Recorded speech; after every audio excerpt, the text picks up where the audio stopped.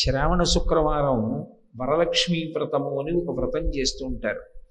ఆ వరలక్ష్మీ వ్రతం చేసేటప్పుడు అసలు ఆ వ్రతాన్ని ఎలా చెయ్యాలి అనేటటువంటి కల్పం ముందు ఒకసారి చదువుకుంటే వ్రతం చేసేటప్పుడు సాధ్యమైనన్ని దోషాల్ని పరిహరించడానికి అవకాశం ఉంటుంది. అలాగే సత్యనారాయణ స్వామి వారి వ్రతం చెయ్యాలి అని సంకల్పం చేసుకున్న వాళ్ళు సత్యనారాయణ స్వామి వారి వ్రత కథని ముందు చదువుకుంటే అందులో కల్పం తెలుస్తుంది. కల్పము అంటే అది చేయవలసినటువంటి విధానము. ఆ విధానము సక్రమంగా తెలిస్తే తప్ప అసలు ఆ వ్రతాన్ని నిష్టతోటి భక్తితోటి సక్రమంగా చేసుకోవడం అనేటటువంటిది సాధ్యం కాదు. సత్యనారాయణ స్వామి వారి వ్రత కథలో ఒక ప్రత్యేకమైనటువంటి విశేషం ఉంది. అది 5 అధ్యాయాలుగా విభాగం చేయబడి ఉంటుంది. అందులో మొట్టమొదటి అధ్యాయం దగ్గరికి వచ్చేటప్పటికీ అసలు ఆ వ్రతాన్ని ఎలా చెయ్యాలి అనేటటువంటి విధి విధానాల గురించి పేర్కొనడం జరిగింది. అది చెప్పిన వారెవరు అంటే సాక్షాత్తు శ్రీమన్నారాయణుడే దాన్ని ఉపదేశం చేశాడు. ఎందుకు చేయవలసి వచ్చింది అంటే ఒకానొకప్పుడు కలియుగంలో ఉండేటటువంటి జనులు పడుతున్నటువంటి బాధల్ని దృష్టిలో పెట్టుకున్నవాడై నారదుడు ఆ విషయాన్ని స్థితికర్త కనుక శ్రీ మహావిష్ణువుకి నివేదించాడు. ఏమి నివేదించేటప్పుడు బ్రహ్మగారికో పరమశివుడికో నివేదించకుండా శ్రీ మహావిష్ణువుతో ఎందుకు నివేదించాలి అంటే శ్రీ మహావిష్ణువుకి తత్వతః ఒక లక్షణం ఉంటుంది. ఏమిటా లక్షణము అంటే ఆయన ఎప్పుడూ కూడా ఈ లోకములను రక్షించవలసినటువంటి కర్తవ్యాన్ని చూరగొన్నవాడై ఉంటాడు. అందుకే మీకు భాగవతంలో గజేంద్ర మోక్షణ ఘట్టంలో గజేంద్రుడు ఏ దేవత పేరు పెట్టి పిలవకుండా శరణాగతి చేసినప్పటికీ కూడా రక్షించవలసినటువంటి కర్తవ్యం శ్రీ మహావిష్ణువు మీద ఉంటుంది కాబట్టి ఆయన బయలుదేరి రావడం జరిగింది. విష్ణువు లోక సంరక్షకుడు కాబట్టి ఆయన జోక్యం చేసుకోవాలి. కలియుగంలో ఉండేటటువంటి జనులు బాధపడుతున్నారు అన్న విషయం మీకు ఏ పురాణం చదివినా కనపడుతుంది. ఎందుకు బాధపడాలి కలియుగంలో జనులు అంటే దానికి కారణం పాపజీవనము ఎక్కువగా ఉంటుంది అని. పాపజీవనం ఎందుకు ఎక్కువ ఉంటుంది అంటే కలిపురుషుని యొక్క ఉద్ధతి ఎక్కువగా ఉంటుంది. కలిపురుషుడు ఎంతసేపు ఎటువంటి బుద్ధి ప్రచోదనం చేస్తాడంటే ఇంద్రియములతో సుఖాన్ని అనుభవించు, ఈ శరీరంతో సుఖాన్ని అనుభవించు, శాస్త్రం గురించి పెద్ద పట్టింపు పెట్టుకోకు అన్న విషయాన్ని ఎక్కువగా ప్రచోదనం చేస్తాడు. దానివల్ల ఇంద్రియ సుఖాల మీద ఉన్నటువంటి మమకారం, లౌల్యం నిజానికి శాస్త్రాన్ని పాటించడం మీద, విహిత కర్తవ్యం మీద నిలబడడం కష్టమై ఉంటుంది. పాపము ఎక్కువ అవుతుంది కాబట్టి దుఃఖము కూడా ఎక్కువగా ఉంటుంది. అది యుగము యొక్క లక్షణము. యుగము యొక్క లక్షణం అటువంటిదైనా మరి జనులు బాధపడకుండా రక్షించవలసిన కర్తవ్యం కూడా శ్రీ మహావిష్ణువు మీద ఉంది. కాబట్టి మీరు దీనికి ఏ పరిష్కారం చెప్తారో యుగానికి అది లక్షణమైనప్పుడు కలిపురుషుణ్ణి నిగ్రహించడం కుదరదు. నువ్వు అలా ప్రవర్తించకు అనడం భగవంతుడు కూడా చెయ్యడు. మరి కలిపురుషుణ్ణి నిగ్రహించకపోతే మరి జనులను ఉద్ధరించడం ఎలా అంటే ఇందులో ఒక చమత్కారం ఉంది. అసలు కలిపురుషుణ్ణి నిగ్రహించకపోవడమే జనులకు ఉద్ధరణ చేయడం. అదేమిటండి మరి కలిపురుషుడు పాపజీవనం వైపుకి ఎక్కువగా బుద్ధిని మరలుస్తాడు అంటున్నారు కదా, మరి భగవంతుడు ఎందుకు కలిపురుషుణ్ణి నిగ్రహించడు అంటే కలియుగంలో పుణ్యకార్యం చేయడం చాలా కష్టం కనుక, మనసు నిలబడదు కనుక భగవంతుడు ఒక అనుగ్రహాన్ని ఇచ్చాడు. కలియుగంలో త్రికరణ శుద్ధిగా అంటే మనస్ఫూర్తిగా ఒక మంచి పని చెయ్యాలని సంకల్పం చేశాడు అనుకోండి, ఆయన ఆ పని చేసేశాడు అని ఖాతాలో వేస్తారు. నేను త్రికరణ శుద్ధిగా కాశీ వెళ్ళి గంగా స్నానం చెయ్యాలి అని కోరుకున్నాను అనుకోండి, నేను కాశీ వెళ్ళానా వెళ్ళలేదా కాదు, నేను కాశీ వెళ్ళి గంగా స్నానం చేసినట్టే నా ఖాతాలో వేస్తారు. అలా వేస్తారు కదా అని ఏదో పైకి మాట అనుకుంటే సరిపోదు. త్రికరణ శుద్ధిగా మనసులో సంకల్పం చేస్తే ఆయన ఆ కార్యం చేశాడన్న పుణ్యాన్ని ఖాతాలో వేస్తారు. కలిపురుషుడి వలన పాపజీవనం ఎంతుంటుందో పుణ్య సముపార్జనకి అంత అవకాశం కూడా ఉంటుంది. కలిపురుషుడి ఉద్ధతి ఎక్కువ ఉంటుంది కాబట్టి కలియుగంలో సంకల్పం ఒక్కటి గట్టిగా చేస్తే చాలు, దాని వలన పుణ్యం వస్తుంది అన్నారు. అందుకే కలిపురుషుణ్ణి పరీక్షిత్ నిగ్రహించలేదు భాగవతంలో. కానీ మరి ఈ యుగంలో పాపములు ఎక్కువగా ఉండి దాని వలన దుఃఖం అనుభవిస్తుంటే ప్రజలని సంరక్షించవలసినటువంటి కర్తవ్యం సహజ సిద్ధంగా ఉన్నటువంటి విష్ణువు అనుగ్రహించాలి కదా. అందుకు అడిగాడు నారదుడు శ్రీ మహావిష్ణువు. అడిగితే విష్ణువు ఒక మాట చెప్పారు. కలియుగంలో సత్యనారాయణ వ్రతము అనబడేటటువంటి వ్రతం ఒకటి ఉన్నది. ఆ వ్రతము బహుగోప్యము, రహస్యము. అది ఇప్పటిదాకా లోకంలో నానుడిలో లేదు. ఆ వ్రతాన్ని ఎవరైనా ఆచరిస్తే వారికి భగవంతుని యొక్క అనుగ్రహము కలుగుతుంది. అనుగ్రహము కలిగినటువంటి కారణం చేత దుఃఖమునకు కారణమైనటువంటి ప్రతిబంధ స్వరూపమైనటువంటి పాపము తొలగుతుంది. తొలగి ఈశ్వరానుగ్రహం చేత వాళ్ళు అనుకున్నటువంటి అవసరాలు ఏ ఉన్నాయో ఆ అవసరాలు సిద్ధిస్తాయి. దాని వలన మనశ్శాంతి పొందుతాడు. తత్రాపి భక్తి పరిపుష్టమై పునఃపునః సత్యనారాయణ స్వామి వారి యొక్క వ్రతాన్ని అనుష్ఠించినటువంటి కారణం చేత చిత్తశుద్ధి కలిగి ఆ చిత్తశుద్ధి జ్ఞానమును పొందడానికి కారణమై ఆ పొందినటువంటి జ్ఞానము మళ్ళీ పుట్టవలసిన అవసరం లేని మోక్షమునకు కూడా కారణమవుతుంది. అందుకే సత్యనారాయణ స్వామి వారి వ్రతము ఇహము నుండి పరము వరకు కూడా కలియుగంలో ఒక మహాద్భుతమైనటువంటి ఉపకరణము. దీన్ని ఎలా చెయ్యవలసి ఉంటుంది అని అడిగాడు నారద మహర్షి. అడిగితే సాక్షాత్ భగవానుడే దానిని చెయ్యవలసినటువంటి విధి విధానాన్ని చెప్పాడు. పౌర్ణమి తిథి కానీ, ఏకాదశి తిథి కానీ, లేదా రవి సంక్రమణముల యందు కానీ, అంటే సూర్యుడు రాశి మారుతున్నప్పుడు రవి సంక్రమణముల యందు కానీ, విశేషమైనటువంటి దుఃఖము కలిగినప్పుడు కానీ, ఏదైనా వివాదము సంభవించినప్పుడు కానీ, మనసు ఆర్తి పొందినప్పుడు కానీ ఈ వ్రతాన్ని చెయ్యవచ్చు. అంటే యథార్థమునకు దేశము కాలము అని రెండుగా విభాగం చేస్తారు. ఎప్పుడైనా ఏదైనా చెప్పాలి అంటే ఇలా చెయ్యండి అని చెప్పాలంటే రెండిటినీ దృష్టిలో పెట్టుకోవాలి. ఎక్కడ చెయ్యాలన్నది చెప్పాలి, ఎప్పుడు చెయ్యాలన్నది చెప్పాలి, ఎలా చెయ్యాలన్నది ఈ రెండిటిలోకి కలుస్తుంది. అది త్రివేణి సంగమం. ప్రధానమేది అంటే దేశకాలములు. దేశకాలానువృత్తిశ్చ నయశ్చ నయ పండిత అంటారు రామాయణంలో. దేశము కాలము చెప్పకపోతే అది పూర్ణత్వాన్ని పొందదు. అందుకే ఆయన కాలము గురించి చెప్పాడు. పౌర్ణమి ప్రసిద్ధి, ఏకాదశి, రవి సంక్రమణములు, వీటి యందు ప్రత్యేకించి వ్రతం చెయ్యవచ్చు. ఏదో వివాదం తటస్థించింది, వివాదమునందు జయము కలగాలని కోరిక కలిగింది, ఈ వ్రతం చెయ్యవచ్చు. మనసు ఆర్తి పొందింది, ఏదో భగవత్ సంబంధమైన ఒక వ్రతం చెయ్యాలన్న కోరిక కలిగింది, ఈ వ్రతాన్ని అనుష్ఠించవచ్చు.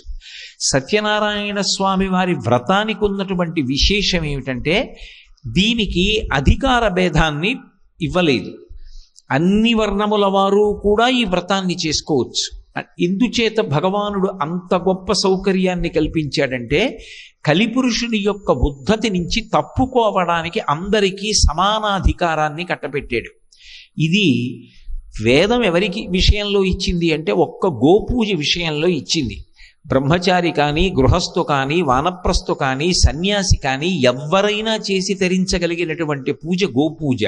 అలాగే ఏ ఇతర రకములైనటువంటి అధికార భేదం లేకుండా అందరూ చేసుకోవడానికి యోగ్యమైనటువంటి వ్రతము సత్యనారాయణ స్వామి వారి వ్రతం.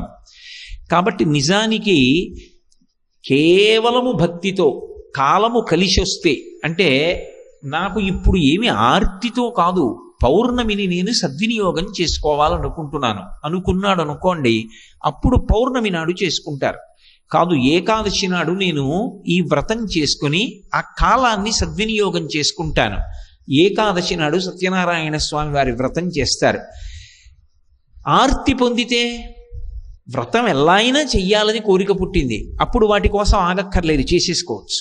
దానికి ఏం కాల నియమం లేదు. అది అమావాస్య, అది ద్వాదశ, అది త్రయోదశ, అప్పుడు ఆ నియమం వర్తించదు. ఇక దేశ సంబంధానికి వచ్చేటప్పటికీ ప్రధానంగా ఒక వ్రతము అనేటప్పటికీ తనంత తానుగా యోగ్యమైన ప్రదేశాల్ని వేదం చెప్పింది. యజ్ఞం చెయ్యడానికి కానీ, వ్రతం చేయడానికి కానీ అత్యంత శ్రేష్టమైనటువంటి ప్రదేశములుగా, పరమ పవిత్రములైనటువంటి ప్రదేశములుగా చెప్పబడినటువంటివి 3 ఉన్నాయి లోకంలో. అన్నిటికన్నా దేవాలయం కన్నా కూడా పవిత్రమైనటువంటి స్థలం ఏది అంటే గోశాల. గోశాలని మించినటువంటి పవిత్ర స్థలము ఈ భూమి మీద ఇంకొకటి ఉన్నది అని శాస్త్రములు చెప్పలేదు. అన్నిటికన్నా గొప్పది ఇది అంటే గోశాలయే. అందుకే గోష్ఠం అంటారు. గోష్ఠం అంటే గోవులు తిరిగిన ప్రదేశం. 84 లక్షల జీవరాశులలో 83,99,999 ప్రాణుల యొక్క మలమూత్రములు హేయములు, అవి దుర్గంధభూయిష్టములు. కానీ ఒక్క గోవు యొక్క మలమూత్రములు పరమ పవిత్రములు. ఎక్కడ గోవు యొక్క మలము మూత్రము పడ్డాయో అక్కడ పెరిగినటువంటి దర్భల్ని తీసుకొచ్చి యజ్ఞంలో వాడమని వేదం చెప్తోంది. గోవు తిరుగాడినటువంటి ప్రదేశము అంటే అంత పరమ పవిత్రం. గోష్ఠం అంటే గోవులు తిరిగిన ప్రదేశం. రెండోది, ఎప్పుడూ భగవత్ సంబంధమైనటువంటి మాటలు మాట్లాడేటటువంటి నోరు. నోటి యందు నివాసం ఉండడం అనేటటువంటి ప్రశ్న రాదు. కాబట్టి యావత్ భూమండలంలో పరమ పవిత్రమైన మొదటి ప్రదేశం ఇది అంటే గోశాల. గోశాల యందు ఈ పని చెయ్యవచ్చు, ఈ పని చెయ్యరాదు అన్న పుణ్యకర్మ విభాగం లేదు. ఎంత గొప్ప పుణ్యకర్మకైనా సరే యోగ్యమైన మొదటి ప్రదేశం ఏది అంటే గోశాల. రెండవది ఏది అంటే నదీ తీరం. అందుకే మీరు చూడండి, పురాణాలని కావ్యాలని మీరు పరిశీలనం చేస్తే మహారాజ్యములను ఏరినటువంటి వారు, రాజధానులు ఉన్నవారు, పెద్ద పెద్ద హర్మ్యముల యందు నివసించినటువంటి చక్రవర్తులు కూడా యజ్ఞయాగాది క్రతువులు ఎక్కడ చేస్తారు అంటే నదీ తీరంలో చేస్తారు. పరీక్షిత్ యజ్ఞయాగాదులు చేస్తే గంగా తీరంలో చేశాడు. దశరథ మహారాజు గారు యజ్ఞం చేస్తే సరయూ నదీ తీరంలో చేశాడు. నదీ తీరం అత్యంత శ్రేష్టమైనటువంటి ప్రదేశం. నదీ తీరమునందు వ్రతము చెయ్యవచ్చు. మూడవది తులసి బృందావనం. తులసి చెట్లు బాగా ఉన్నటువంటి ప్రదేశం ఎక్కడుంటుందో అది అత్యంత శ్రేష్టమైనటువంటి ప్రదేశం. అలాగే సత్యనారాయణ స్వామి పరబ్రహ్మస్వరూపుడు అని నేను మీకు మొట్టమొదటి నుంచి మనవి చేస్తున్నాను. మూలతో బ్రహ్మరూపాయ, మధ్యత విష్ణురూపిణి, అగ్రత శివరూపాయ, వృక్షరాజాయితే నమః అని మళ్ళీ చెట్లలో పరబ్రహ్మస్వరూపంగా చెప్పబడేటటువంటి చెట్టు రావి చెట్టు. అందుకే రావి చెట్టు నీడలో తపస్సు చేస్తూ ఉంటారు. రావి చెట్టు నీడ కూడా అత్యంత శ్రేష్టమైనటువంటి ప్రదేశం. అందున రావి చెట్టు వేప చెట్టుతో కలిసి ఉందనుకోండి మాను, అది లక్ష్మీనారాయణ స్వరూపం. ఎవరికైనా సంతానం లేని వారికి గర్భదోషం ఉంది అంటే వారిని రావి చెట్టు వేప చెట్టు మొదలు కలిసిపోయిన చోట ప్రదక్షిణం చెయ్యమని చెప్తూ ఉంటారు కూడా. అంత పరమ పవిత్రమైనటువంటి స్థలాలవి. అటువంటి చోట కానీ, స్వగృహమునందు కానీ, దేవాలయ ప్రాంగణమునందు కానీ ఈ సత్యనారాయణ వ్రతాన్ని చెయ్యవచ్చు. ఇది ప్రదేశ నిర్ణయం. దేశ నిర్ణయము, కాల నిర్ణయము తర్వాత అనుష్ఠించవలసినటువంటి విధానం ఒకటి ఉంటుంది. ఆ విధానమునందు అత్యంత ప్రధానమైనది ఇది అంటే నిత్యకర్మని ఈడేర్చాలి. సత్యనారాయణ వ్రతం చెయ్యడానికి మొదటి నియమమేది అంటే నిత్యకర్మ పూర్తి చేసిన వాడై ఉండాలి. నిత్యకర్మ అంటే సంధ్యావందనాదులు. యజ్ఞోపవీతం ఉన్నటువంటి వాళ్ళు సంధ్యావందనం చేసి తీరాలి. నేను ప్రవచనం చేశానా చెయ్యలేదా పక్కన పెట్టేయండి, సంధ్యావందనం మాత్రం చెయ్యాలి. ప్రవచనం అవసరమైతే ఓ అరగంట సేపు ఆలస్యం అయిపోయినా దోషం లేదు. ఏ ఇతర కారణానికి వేదిక మీదకి ఆలస్యంగా రాకూడదు, కానీ సంధ్యావందనం చేసుకోవలసి వస్తే నేను ఆలస్యంగా వచ్చినా నాకు దోషం రాదు. సంధ్యాహీన అశుచి. సంధ్యావందనం చెయ్యనటువంటి వాడు అశౌచంతో ఉన్నవాడితో సమానం. కాబట్టి సంధ్యావందనం చేసి తీరాలి. అంటే సత్యనారాయణ స్వామి వారి వ్రతం చెయ్యాలంటే మొట్టమొదట చెప్పబడిన నియమం ఏది అంటే 3 పూట్ల సంధ్యావందనం చేయమని చెప్పారు. పొద్దున్న, మధ్యాహ్నం, సాయంకాలం కూడా సంధ్యావందనం చెయ్యి.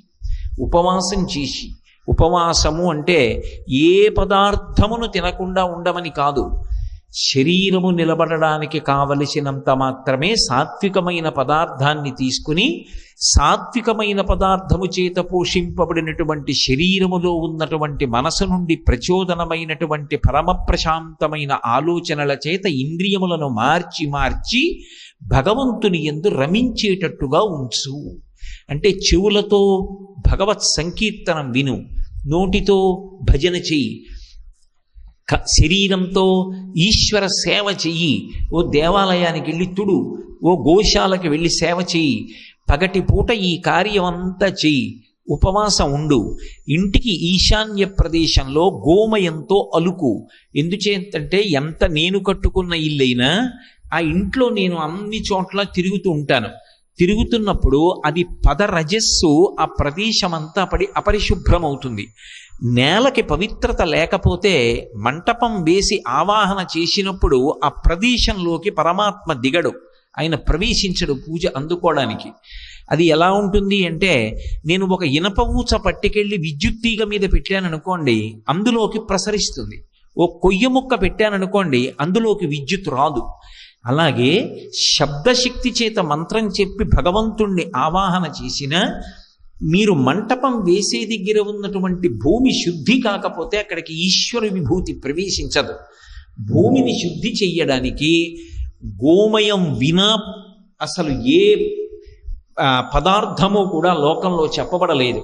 గోమయం అంటే ఆవు యొక్క పేడ. దాన్ని కొద్దిగా తీసుకొచ్చి ఎక్కడ వ్రతం చేద్దామనుకుంటున్నారో ఆ ప్రదేశాన్ని అలకాలి. అలా అలికితే భూమి శుద్ధి అవుతుంది. భూమి శుద్ధైన తరువాత దాని మీద వస్త్రం వెయ్యాలి, కొత్త వస్త్రం. అది అంచు కలిగినటువంటి వస్త్రం అయి ఉండాలి. అంచు లేని వస్త్రము మంగళప్రదము కాదు. అందుకే ఆయుర్దాయకారకమైనటువంటిది ఏది అంటే అంచు కలిగిన బట్ట. అన్నిటికన్నా ప్రధాన నియమం ఏమిటో తెలుసా? ఒక వ్రతం చేసేటటువంటి రోజున ఒంటి మీద బట్టలేని స్నానం చేసి రాకూడదు. ఒక వ్రతం చేస్తున్నాము అంటే ఎలా చెయ్యాలి అన్నది కల్పంలో ఉంటుంది. దాన్ని ఏదో యథాతథంగా చదవమని కాదు, ఆచరించడానికి చదవమని శాస్త్రాలు. కాబట్టి ఇంట వ్రతం చేస్తున్నప్పుడు గోమయంతో అలకాలి. ఒక దేవాలయ ప్రాంగణం ఎప్పుడూ పవిత్రమే. దేవాలయ ప్రాంగణానికి ఈ నియమాలన్నీ అన్వయం కావు.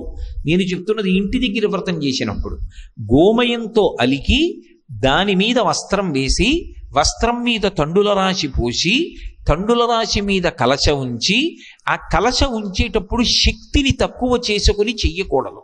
ఎందుకంటే ఒక్క సత్యనారాయణ స్వామి వారి వ్రతంలో ఒక విశేషం ఉంది. అంతా అయిపోయిన తరువాత వ్రత మంటపాన్ని దానం చేసేయాలి బ్రాహ్మణుడికి. నేను ఇంటికొచ్చే వాళ్ళందరూ చూడాలని చెప్పి అష్టలక్ష్మి వెండి చెంబోట అక్కడ పెట్టి మంటపదానం చేసేటప్పుడు చెంబు తీసేసుకున్నాను అనుకోండి, అప్పుడు దోషం అవుతుంది వ్రతం. పెట్టమని ఎవడు చెప్పాడు? దానం చేయకుండా చెంబు తీసేసుకోమని ఎవడు చెప్పాడు?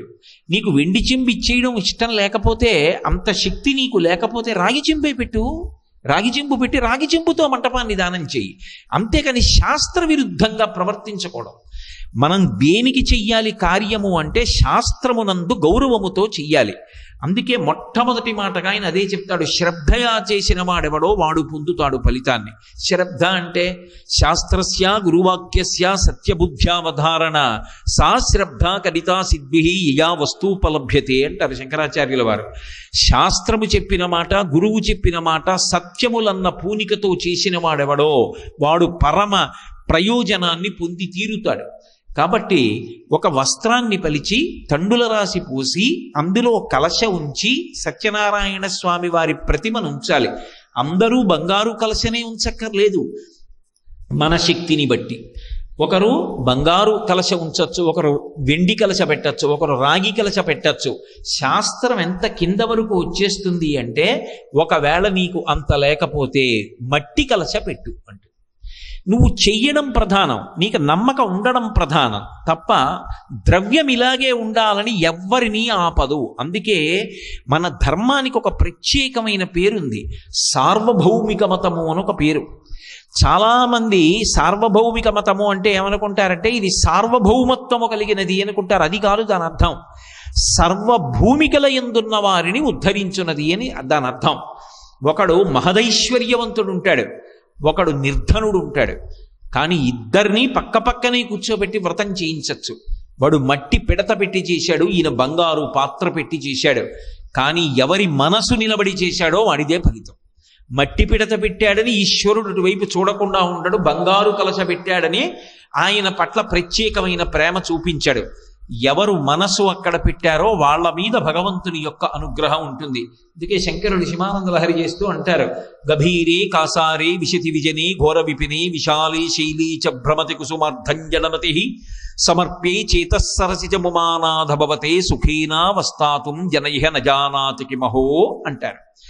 ఒకవేళ ఏమండి మాకు యజ్ఞోపవీతం లేదు, మేము సంధ్యావందనం చేసే అధికారం లేదు, అప్పుడు మేమేం చెయ్యాలి? ఇంటి దగ్గర వ్రతం చేస్తున్నప్పుడు పగల ఉపవాసం ఉండి సాయంకాలం వ్రతం చెయ్యాలంటే, అంటే ఎవరికి ఉపనయనం లేదో, ఎవరు సంధ్యావందనం చేయరో వాళ్ళు దేనికి తక్కువ అని శాస్త్రం చెప్పలేదు. సంధ్యావందనానికి ప్రత్యామ్నాయం ఏం చెప్పారంటే, స్కాంద పురాణంలో సూర్య భగవానుడి యొక్క స్తోత్రం ఉంది. చాలా తేలికగా ఉంటుంది ఆ స్తోత్రం. అందరూ కూడా ఆ స్తోత్రాన్ని చదవాలి. మా కాకినాడ పట్టణంలో ఎప్పుడైనా మేమందరం యాత్రకు వెడితే ఉపనయనం చేసుకున్న వాళ్ళు, సంధ్యావందన అధికారం ఉన్నవాళ్ళు సంధ్యావందనం చేస్తారు. సంధ్యావందనం చేసేటటువంటి అధికారం లేని వాళ్ళందరూ సూర్య భగవానుణ్ణి స్తోత్రం చేస్తారు స్కాందపురాణాంతర్గతమైనటువంటి స్తోత్రంతో. దాని చేత వాళ్ళు కూడా సంధ్యావందనం చేసినటువంటి సిద్ధినే పొందుతారు. ఎక్కువ ఉండదు, తక్కువ ఉండదు. ఎవరికి ఏది విధింపబడిందో అది చేస్తే అందరూ సమానులే. ఎవరెవరి శక్తిని బట్టి కిందకొచ్చి శాస్త్రం మినహాయింపులు ఇస్తుంది. నేను తిన్న ఆవకాయ అన్నం నా మనవడు తినలేడు, నా మనవడు తాగినట్టు సీసాలో పాలు కొద్దిగా తాగి నేను బ్రతకలేను, కానీ వాడికి పాలివ్వాలి, నాకు ఆవకాయ అన్నం పెట్టాలి. ఎవరి సమర్థతని బట్టి వారు చెయ్యవలసినటువంటి కర్మ ఏది ఉందో దానిని నిర్దేశించి ఇందులో నువ్వు వైక్లభ్యమును పొందవద్దు, అది చెయ్యమని చెప్తుంది శాస్త్రం. ఇలా ఒక పగటిపూట కార్యక్రమాన్ని చేసిన తరువాత శక్తి కొలది బంధుమిత్రాదులందరూ పిలిచి ఉపవాసం ఉండి ప్రదోషవేళ అంటే దోషం అంటే తప్పు అని కాదు, దోషము అంటే చీకటి, అంటే ముందున్న కాలము అని అర్థం. ప్రదోషము అంటే చీకటి ఆవరించడానికి ముందున్నటువంటి కాలం. ఆ కాలము భగవన్నామ సంకీర్తనకి తనంత తానుగా అత్యంత పవిత్రమైనటువంటి కాలం. యథార్థమునకు బ్రాహ్మీ ముహూర్తం అంటే తెల్లవారుజాము కాలం భగవంతుని పూజకు ఎంత యోగ్యమో, సాయంకాలం వేళ కాలం ప్రదోష వేళ భగవన్నామోచ్చరణకు అంత పవిత్రమైన కాలం. అటువంటి ప్రదోష వేళలో సత్యనారాయణ స్వామి వారి యొక్క వ్రతాన్ని ప్రారంభం చెయ్యండి. చేసి చక్కగా వ్రతాన్నంతటినీ పూర్తి చేస్తే ఆ స్వామిని ఆరాధన చేసి నిన్న నేను చెప్పినటువంటి విధంగా పంచలోకపాలకుల్ని, నేను చెప్పిన విధంగా అంటే నేను కాదు కర్తని, ఆయన చెప్పిందే నేను చెప్పాను. పంచలోకపాలకుల్ని, నవగ్రహాల్ని, అష్టదిక్పాలకుల్ని పిలిచి మధ్యలో సత్యనారాయణ స్వామి వారిని సన్నిధానం చేయించి ఆయనకి షోడశోపచారములతో పూజ చేసి అష్టోత్తర శతనామావళితో, లేదు నీకు మంచి సంతోషం ఉంది సహస్రనామావళితో పూజ చేసి తదనంతరము నీరాజన మంత్ర పుష్పాలతో పూజ చేసి ఈ వ్రత కల్పములో అంతర్భాగంగా చిట్ట చివర ఈ కథలు చదువుకోవాలి. ఇలా చేసిన వాడెవరుంటాడో వాడు సత్యనారాయణ స్వామి వారి యొక్క దివ్యమైన అనుగ్రహమునకు పాత్రుడవుతాడు. ఇందులో ప్రధానంగా తెలుసుకోవలసిన విషయం ఏమిటి? సాశ్రద్ధ కడితా సిద్ధి. అన్నీ ఒక్కలా చెయ్యడం కుదరకపోవచ్చు, కానీ శ్రద్ధ అత్యంత ప్రధానమై ఉంటుంది. మాట్లాడడం అంటూ జరిగితే వ్రతం చేసేటప్పుడు అది భగవన్నామమై ఉండాలి. గోవిందనామం చెప్పుకుంటూ ఉండాలి మనసులో, శ్రీరామనామం చెప్పుకుంటూ ఉండాలి, శివనామం చెప్పుకుంటూ ఉండాలి. అంతేకాని అనవసరపు ప్రస్తావనలో పక్క వాళ్లతో మాట్లాడకూడదు. అలాగే భగవంతుని యందు మనస్సుని స్థిరంగా నిలబెట్టి ఉంచాలి. నిన్నటి రోజున నేను మీతో మనవి చేశాను, దానికి అగ్ని పరీక్ష ఎక్కడుంటుంది అంటే అథాంగ పూజ యందు ఉంటుంది. అక్కడ ఉన్న చిన్న మూర్తిలో నిజానికి మీకు పాదముల నుంచి శిరస్సు వరకు కనపడదు. శిరస్సు వరకు కనపడకపోయినా మనసు చేత అభ్యాసం చేయిస్తారు. పాదముల దగ్గర నుంచి శిరస్సు వరకు చూడడం నేర్పుతారు. ఒక్కసారి మీరు సత్యనారాయణ స్వామిని అలా చూశారనుకోండి, మీ మనసులో ముద్రపడాలి. ఇలా కళ్ళు మూసుకున్నా కూడా నేను పాదముల మీద, ఆయన చీలమండల మీద, ఆయన యొక్క మోకాళ్ళ మీద, తొడల మీద, నడువు మీద, పొట్ట మీద, గుండెల మీద, కంఠం మీద, ఆయన యొక్క ముఖం మీద, ఆయన యొక్క దంతముల మీద, ఆయన యొక్క భుజముల మీద, ఆయన యొక్క శిరస్సు మీద పూజ చేస్తే సర్వాణ్యంగాని పూజయామి అంటారు ఆఖరణ. సర్వాణ్యంగాని పూజయామి అన్న మాటకి ఏమిటి అర్థం అంటే, అథాంగ పూజ అంటే అథ అంటే తర్వాత అంగ పూజ అని. అథ అని అనాలని నియమం ఏం లేదు. కానీ పూజలో అధ అంటే తర్వాత అంగ పూజ అంటాం. అంగ పూజ అంటే చాలు. అధాంగ పూజ అని అలవాటుగా ఎందుకంటామంటే అధ అన్న మాట తర్వాత అంటూ ఉండడం అలవాటైపో అధాంగ పూజ అంటాం. అధ అనక్కర్లేదు, అంగ పూజ అంటే చాలు. అది సర్వాణ్యంగాని పూజయామి అని ఎందుకంటాం అంటే అందులో ఒక గొప్ప విశేషం ఉంది. మనసు చేత ఒక గొప్ప అభ్యాసం చేయిస్తారు. మీరు పూజలో శ్రద్ధతో ఉన్నారు, ఎవరు చెప్పాలి? మీకు మీరే సాక్షి. ఎలా సాక్షి? పాదముల నుంచి శిరస్సు వరకు పువ్వులు వేశారు. తర్వాత మీరు దోసిటితో పువ్వులు పట్టుకుని ఆయన శిరస్సు మించి ఇలా పోశారనుకోండి, పువ్వు ఎంత వేగంగా పైనుంచి కిందకి పడిపోతుందో అంత వేగంగా పైనుంచి కిందకి మీరు చూసేయాలి. ఆయన యొక్క కుంతలాలు, ఆ కిరీటం, కొద్దిగా పక్కకి ఇలా ఉంగరాల జుత్తు ఉంటుంది, ఆ జుత్తు, కిరీటం, ఆయన చెవులకు పెట్టుకున్నటువంటి మణికుండలాలు, ఆయన నుదురు పెట్టుకున్న ఊర్ధ్వపుండ్రాలు, ఆయన నాసిక, ఆయన కన్నులు, ఆయన గండస్థలం, ఆ బుగ్గలు, ఆయన నోరు, దంతాలు, ఆ ఎర్రటి పెదవులు, ఆయన యొక్క గడ్డం, ఆయన యొక్క కంఠం మీద ఉన్నటువంటి గీతలు, విశాలమైన వక్షస్థలం, ఆయన పొట్ట, నాభి, కట్టుకున్న పంచ, బలిష్టమైనటువంటి తొడలు, ఆ పక్కన ఉన్నటువంటి భుజములు, చేతులు, కంకణములు, కేయూరములు, బాహుపురులు, ఆ వేళ్లకి పెట్టుకున్నటువంటి ఉంగరములు, మోకాళ్ళు, కాళ్ళు, పాదములు, అక్కడికి వచ్చి పడిపోయినటువంటి పువ్వులు, ఆయన పాదములకున్న వేళ్ళు, వేళ్లకున్న గోళ్ళు, మీకు ఒక్కసారి పువ్వులతో పాటు అంత వేగంగా మనసు కదిలి వచ్చి పట్టుకోవాలి. నిలబడ్డారు మీరు పూజలో అని గుర్తు. అలా నిలబడలేదనుకోండి, గోవిందా గోవిందా అనుకోవాలి. అప్పుడు ఏమవుతుంది? వ్రతభంగంబులు మానునట్టి వరదున్ వామాక్షులిక్షించియున్. నువ్వు అలా చూడని దోషం పోయి చూసినట్లు అవుతుంది. అది కలియుగంలో పరిహారం. అందుకు మధ్యలో గోవిందా గోవిందా అనిపిస్తుంటారు. ఎందుకు అంటే దోష పరిహారం చేయిస్తూ ఉంటారు. ఆయన కష్టపడి మైకు పట్టుకు చెప్తున్నారు, కానీ ఆయన చెప్తున్నది అందరూ సమాన స్థాయిలో అందుకోగలరా? అందుకోలేకపోవచ్చు. ఎవరైనా ఒకవేళ అందుకోలేకపోతే సర్వభూమికలలో ఉన్నవాడిని ఉద్ధరించాలి. బ్రహ్మస్థానంలో ఉన్నవారు, బ్రహ్మస్థానం అంటే చతుర్ముఖ బ్రహ్మగారు ఆవహించి ఉన్నట్లు. వారిని అందుకే నింద చేయడం కానీ, విమర్శించడం కానీ, తొందరపడి మాట్లాడడం కానీ చేయకూడదు. అప్పుడు వారు గోవిందా అంటారు. మనం గోవిందా అంటే చాలు, తద్దోషం పరిహారం అవుతుంది, మనం చేసినట్టే. అలాగని గోవిందా అంటే సరిపోతుంది కదండి అని మనసు ఎక్కడో పెట్టే ప్రయత్నం చేయకూడదు. మనసుని ప్రయత్నపూర్వకంగా తీసుకొచ్చి మంత్రభాగంతో సమన్వయం చేసుకుని అక్కడే పెట్టు సుమా. వ్రతకల్పమునందు మొట్టమొదటి అధ్యాయంలో ఇంత జాగ్రత్తనంతటినీ కూడా చిన్న చిన్న మాటలలో విశ్లేషించి చెప్పాడు ఆయన. ఇది నువ్వు చెయ్యగలిగితే కలిపురుషుని యొక్క ఉద్ధతి వలన చేసినటువంటి పాపములు ప్రతిబంధకములై నువ్వు పడుతున్నటువంటి బాధలకు నివారణ కల్పించి నీకు సుఖము కలగడానికి కావలసినటువంటి వ్యవస్థని నేను ఏర్పాటు చేస్తాను. అక్కడతో ప్రథమాధ్యాయం అయిపోయింది. అంటే ఇప్పుడు కల్పాన్ని ఎంత గొప్పగా బిగిస్తున్నారో. ఎవరు దీన్ని మొట్టమొదట చెప్పిన వారు? ఇలా చెయ్యండి ఈ వ్రతాన్ని ఎవరు చెప్పారు?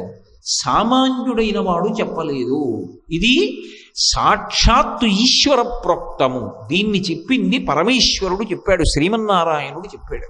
దేని చేత చెప్పాడు? పరమ దయతో చెప్పాడు. అరే వీళ్ళకు ఒక పరిష్కారం చెప్పకపోతే పాడైపోతారు. కలిపురుషుని యొక్క ఉద్ధతి వలన దోషభూయిష్టమైన జీవితాన్ని పొంది బాధలు పడుతున్నారే, వీళ్ళని నేను ఉద్ధరించాలి, కాబట్టి దానికి విరుగుడు చెప్తాను అని ఎలా చెయ్యాలో దేశకాలముల దగ్గర నుంచి మొట్టమొదట చెప్పాడు. చెప్పిన తరువాత ఇది చేసిన వాడెవరు? ఎవరో ఒకడు చేసి ఉండాలిగా మొట్టమొదట. ఎవరు చేసినవాడు? ఈ వ్రత విధానానికి సంబంధించిన కథలో ఒక అద్భుతం ఉంది. కొందరికి పేర్లు చెప్పారు, కొందరికి పేర్లు చెప్పలేదు. చెప్పడంలోనూ విశేషం ఉంది, చెప్పకపోవడంలోనూ విశేషం. మొట్టమొదటి అధ్యాయం పూర్తయి రెండో అధ్యాయం ప్రారంభం కాగానే ఈ వ్రతాన్ని చేసిన వాడెవరు అంటే ఒక బ్రాహ్మణుడు చేశాడు. ఒక బ్రాహ్మణుడు చేశాడు అన్నారు, ఆయన పేరు చెప్పలేదు. ఎందుకు చెప్పలేదు అంటే బ్రాహ్మణుడు ఎవరైనా సరే ఇటువంటి జీవనాన్ని పొంది ఉంటేనే. అందుకే సంతోషోహి ద్విజన్మనాం అంటారు వ్యాసుల వారు. అటువంటి లక్షణములతోనే ఉంటాడు బ్రాహ్మణుడు. కాబట్టి పేరుతో సంబంధం ఏమీ చెప్పం. కాబట్టి బ్రాహ్మణుడు చేశాడు. ఎందుకు చేశాడు అంటే ఆయన కాశీపట్టణంలో ఉండేవాడు. కాశీపట్టణంలో ఉండి నిర్ధనుడై పరమదరిద్రాన్ని అనుభవించి ఏ భోగభాగ్యాలు జీవితంలో అనుభవించకుండా చాలా కష్టపడుతున్నాడు. చాలా కష్టపడడం ఒకెత్తు, చాలా కష్టపడుతూ కూడా అసలు సుఖముల యందు ఏ విధమైనటువంటి అనురక్తి లేకపోవడం ఒకెత్తు. ఇది చాలా చాలా గంభీరమైన విషయం ప్రస్తావిస్తున్నాను సుమండి. నేను చాలా కష్టాలు పడుతూ కూడా సుఖమన్న దాని మీద వెంపర్లాట లేని వాళ్ళు కొంతమంది ఉంటారు. కుచేలుడు లాంటి వారు. కుచేలుడికి ఏమీ లేదు, కానీ ఆయనకి ఇది ఉండాలన్న కోరిక లేదు. బ్రహ్మజ్ఞాని. ఆయన ఎప్పుడూ కూడా దొరికిన దానితో తృప్తిపడి పరమ సంతోషంగా జీవనం చేసేస్తాడు. ఇంద్రియములను గెలిచిన వాడు కుచేలుడు అంటే సామాన్యుడు కాదు, మహానుభావుడని వర్ణించారు పోతన గారు. బ్రహ్మజ్ఞాని. అటువంటి వాడు కనుక ఆయనకి సుఖాలు పొందాలన్న అపేక్ష లేదు. కానీ ఇక్కడ బ్రాహ్మణుడు అలా కాదు. కాశీపట్టణంలో ఉన్న బ్రాహ్మణుడికి నిర్ధనుడిగా ఉండాలన్న కోరిక లేదు, దరిద్రం అనుభవించాలన్న కోరిక లేదు, చక్రవర్తిలా భోగాలు అనుభవించాలనుందా? అది లేదు. మరి ఏముంది ఆయనకి అంటే తన భార్యా బిడ్డల్ని భిక్షాటన చేసి పోషించవలసిన అవసరం లేకుండా కనీసం తాను అన్నం తిందాము అనుకుంటే ఇంట్లో పదార్థాలు ఉండాలి. అది గృహస్థుకు ఉండవలసిన ధర్మం. ఇప్పుడు ఆ బ్రాహ్మణుని యందు దోషభూయిష్టమైన ఆలోచన లేదు, సద్బుద్ధి కలిగిన వాడే. ఎందుకని అంటే ఆశ్రమములన్నిటిలో కూడా వచ్చే అతిథికి భార్యాబిడ్డలకి పెట్టడానికి గ్రాసాన్ని దానం పట్టైనా నిలువ చేసేటటువంటి అధికారం ఎవరికి ఉన్నది అంటే ఒక్క గృహస్థుకున్నది. అటువంటప్పుడు ఆయన అయ్యో నేను తెల్లవారి లేచి 4 ఇళ్లకు ముందుకు వెళ్ళి భిక్షాటన చేస్తే తప్ప భార్యాబిడ్డల్ని పోషించలేకపోతున్నానే, ఇంత దరిద్రంలో ఉన్నాను, ఇలా నేను భిక్షాటన చెయ్యకుండా గౌరవంగా నేను బ్రతకడానికి కావలసినటువంటి స్థితి నాకు ఏర్పడదా అన్న బాధ లోపల ఉంది ఆయనకి. కానీ ఆయన అటువంటి స్థితిని పొందలేదు, దరిద్రంలోనే ఉన్నాడు. కాబట్టి ఇప్పుడు వెంటనే ఎవరి మీద కోపం రావాలి? ఏమిటో నా కర్మ, ఎన్నాళ్ళు భిక్షాటన చేసి బతకడమే కానీ అసలు ఒక్కనాడు 10 రోజులకి సరిపడ సరికింట్లో ఉందన్న రోజు లేదే. ఎందుకు నేను బ్రాహ్మణుడు అనేటప్పటికీ గాయత్రి చేస్తున్నాడా లేదా సంధ్యావందనం చేస్తున్నాడా? బ్రహ్మబంధువు అనో భ్రష్ట బ్రాహ్మణుడు అనో చెప్పలేదు అందులో. అంటే ఆయన 3 కాలముల యందు సంధ్యావందనం చేస్తున్నాడు, నిత్యకర్మ చేస్తున్నాడు. చెప్పాలా చెప్పక్కర్లా కొన్ని విషయాలు చదివి అర్థం చేసుకోవాలి జాగ్రత్తగా. భగవద్భక్తితో ఉన్నాడు. భక్తితో ఉన్నాడనడానికి ఎక్కడండి రుజువు? అంటే ఎన్ని కష్టాలలో ఉన్నవాడు చెప్పుకున్నాడు, ఎన్నో కష్టాలలో ఉన్నాను, పరమదరిద్రం అనుభవిస్తున్నాను. ఏదో ఒకనాడు విసిగిపోయి ఏమని ఆలోచించాలి, దుర్భరమైన జీవితం, చచ్చిపోదాం అనుకోవాలి. ఆయన అలా ఎప్పుడు అనుకోలేదు. ఎందుకు అనుకోలేదో తెలుసా? ఆయనకి శాస్త్రం మీద నమ్మకం. మనిషి ఆత్మహత్య చేసుకోకూడదు. కళ్యాణీ బతకాదేయం లౌకికీ ప్రతిభాతిమా ఏతి జీవంతిమానందో నరం వర్ష శతాదపి. భగవంతుడిచ్చిన 100 సంవత్సరముల ఆయుర్దాయాన్ని నిలబెట్టుకుంటే ఒకనాడు కాకపోతే ఒకనాడు మరణించే ముందైనా శుభవార్త వింటాడు. భగవంతుడిచ్చిన శరీరాన్ని తనంత తాను పడగొట్టడం మహాపాతకం. అంతకు మించిన దోషం లోకంలో ఇంకోటి లేదు. ఒకవేళ దరిద్రం అనుభవిస్తున్నావు, గత జన్మలలో చేసుకున్న పాపం పోతోంది, శరీరాన్ని పోగొట్టేస్తే పాపం పోతుందా? ఇంకా కొత్త పాపం కలుస్తుంది. అంటే ఇప్పుడు దేన్ని నమ్మాడు? శాస్త్రాన్ని నమ్మాడు. తను చేసిన దుష్కర్మ ఏదో ఉంది, దరిద్రం అనుభవిస్తున్నాను, ఈశ్వరుణ్ణి ఎందుకు నింద చేయడం? ఈ జన్మలోనైనా కనీసం మంచి పనులు చేసి భిక్షాటన చేసైనా శరీరాన్ని నిలబెట్టుకుంటాను, భార్యా బిడ్డల్ని పోషిస్తాను, ఆత్మహత్య చేసుకో. అలాగే ఈశ్వరుణ్ణి నింద చేయను. ఆయన ఎక్కడా ఈశ్వరుణ్ణి నింద చేశాడని కానీ, నిరాసక్తుడయ్యాడని కానీ, వైదిక కర్మలు విడిచిపెట్టేశాడని కానీ లేదు. అలా ఉంటే వెంటనే చెప్తారు పురాణంలో, భవిష్యోత్తర పురాణంలో మాధవుడి జీవితాన్ని వర్ణించినట్టుగా వర్ణిస్తారు. వర్ణించలేదు ఆ కథలో. అంటే ఆయన దైవమునందు అంతే నమ్మకంతో బ్రతికాడు. ఎప్పుడు అన్నీ బాగుంటే కాదు, ఏమీ లేనప్పుడు కూడా భగవంతుని యందు శాస్త్రమునందు అంత భక్తితోటి బతికాడు. ఇంత భక్తితో బ్రతుకుతున్న వాడిని ఆదుకోవలసిన వాడెవరు? ఎవణ్ణి నమ్మాడో వాడే, ఆ నారాయణుడే ఆదుకోవాలి. అందుకే ఎవరు దర్శనమిచ్చారు అంటే నారాయణుడే దర్శనమిచ్చాడు. నారాయణుడే దర్శనమిస్తే ఆయన మనస్సు ఇంకా ఐశ్వర్యాన్ని కోరకపోవచ్చు, మోక్షం వైపుకి వెళ్ళిపోవచ్చు, వైరాగ్య సుఖాన్ని అడగచ్చు. ఎందుకని అంటే మనసు అంత అధ్యవసాయంతో ఉంది, లోనున్న కోరిక తీర్చాలి. ఆయనే పండుతాడు క్రమంగా. అందుకే వృద్ధ బ్రాహ్మణ రూపంలోనే కనపడ్డాడు శ్రీమన్నారాయణుడు కూడా. ఆయన ఆ వృద్ధ బ్రాహ్మణుణ్ణి చూశాడు. ఒక మర్యాద అని లోకంలో ఒక వ్యవస్థ ఉంటుంది. ఇద్దరు సన్యాసులు కలుసుకున్నారనుకోండి, దండక మండలాలు ఉన్నవారు, ఎవరు ఎవరికి నమస్కారం చేయాలి అంటే ఎవరు ఎక్కువ చాతుర్మాస్య వ్రతాలు చేశారో వారికి అంతకన్నా తక్కువ చేసిన వారు నమస్కరిస్తారు.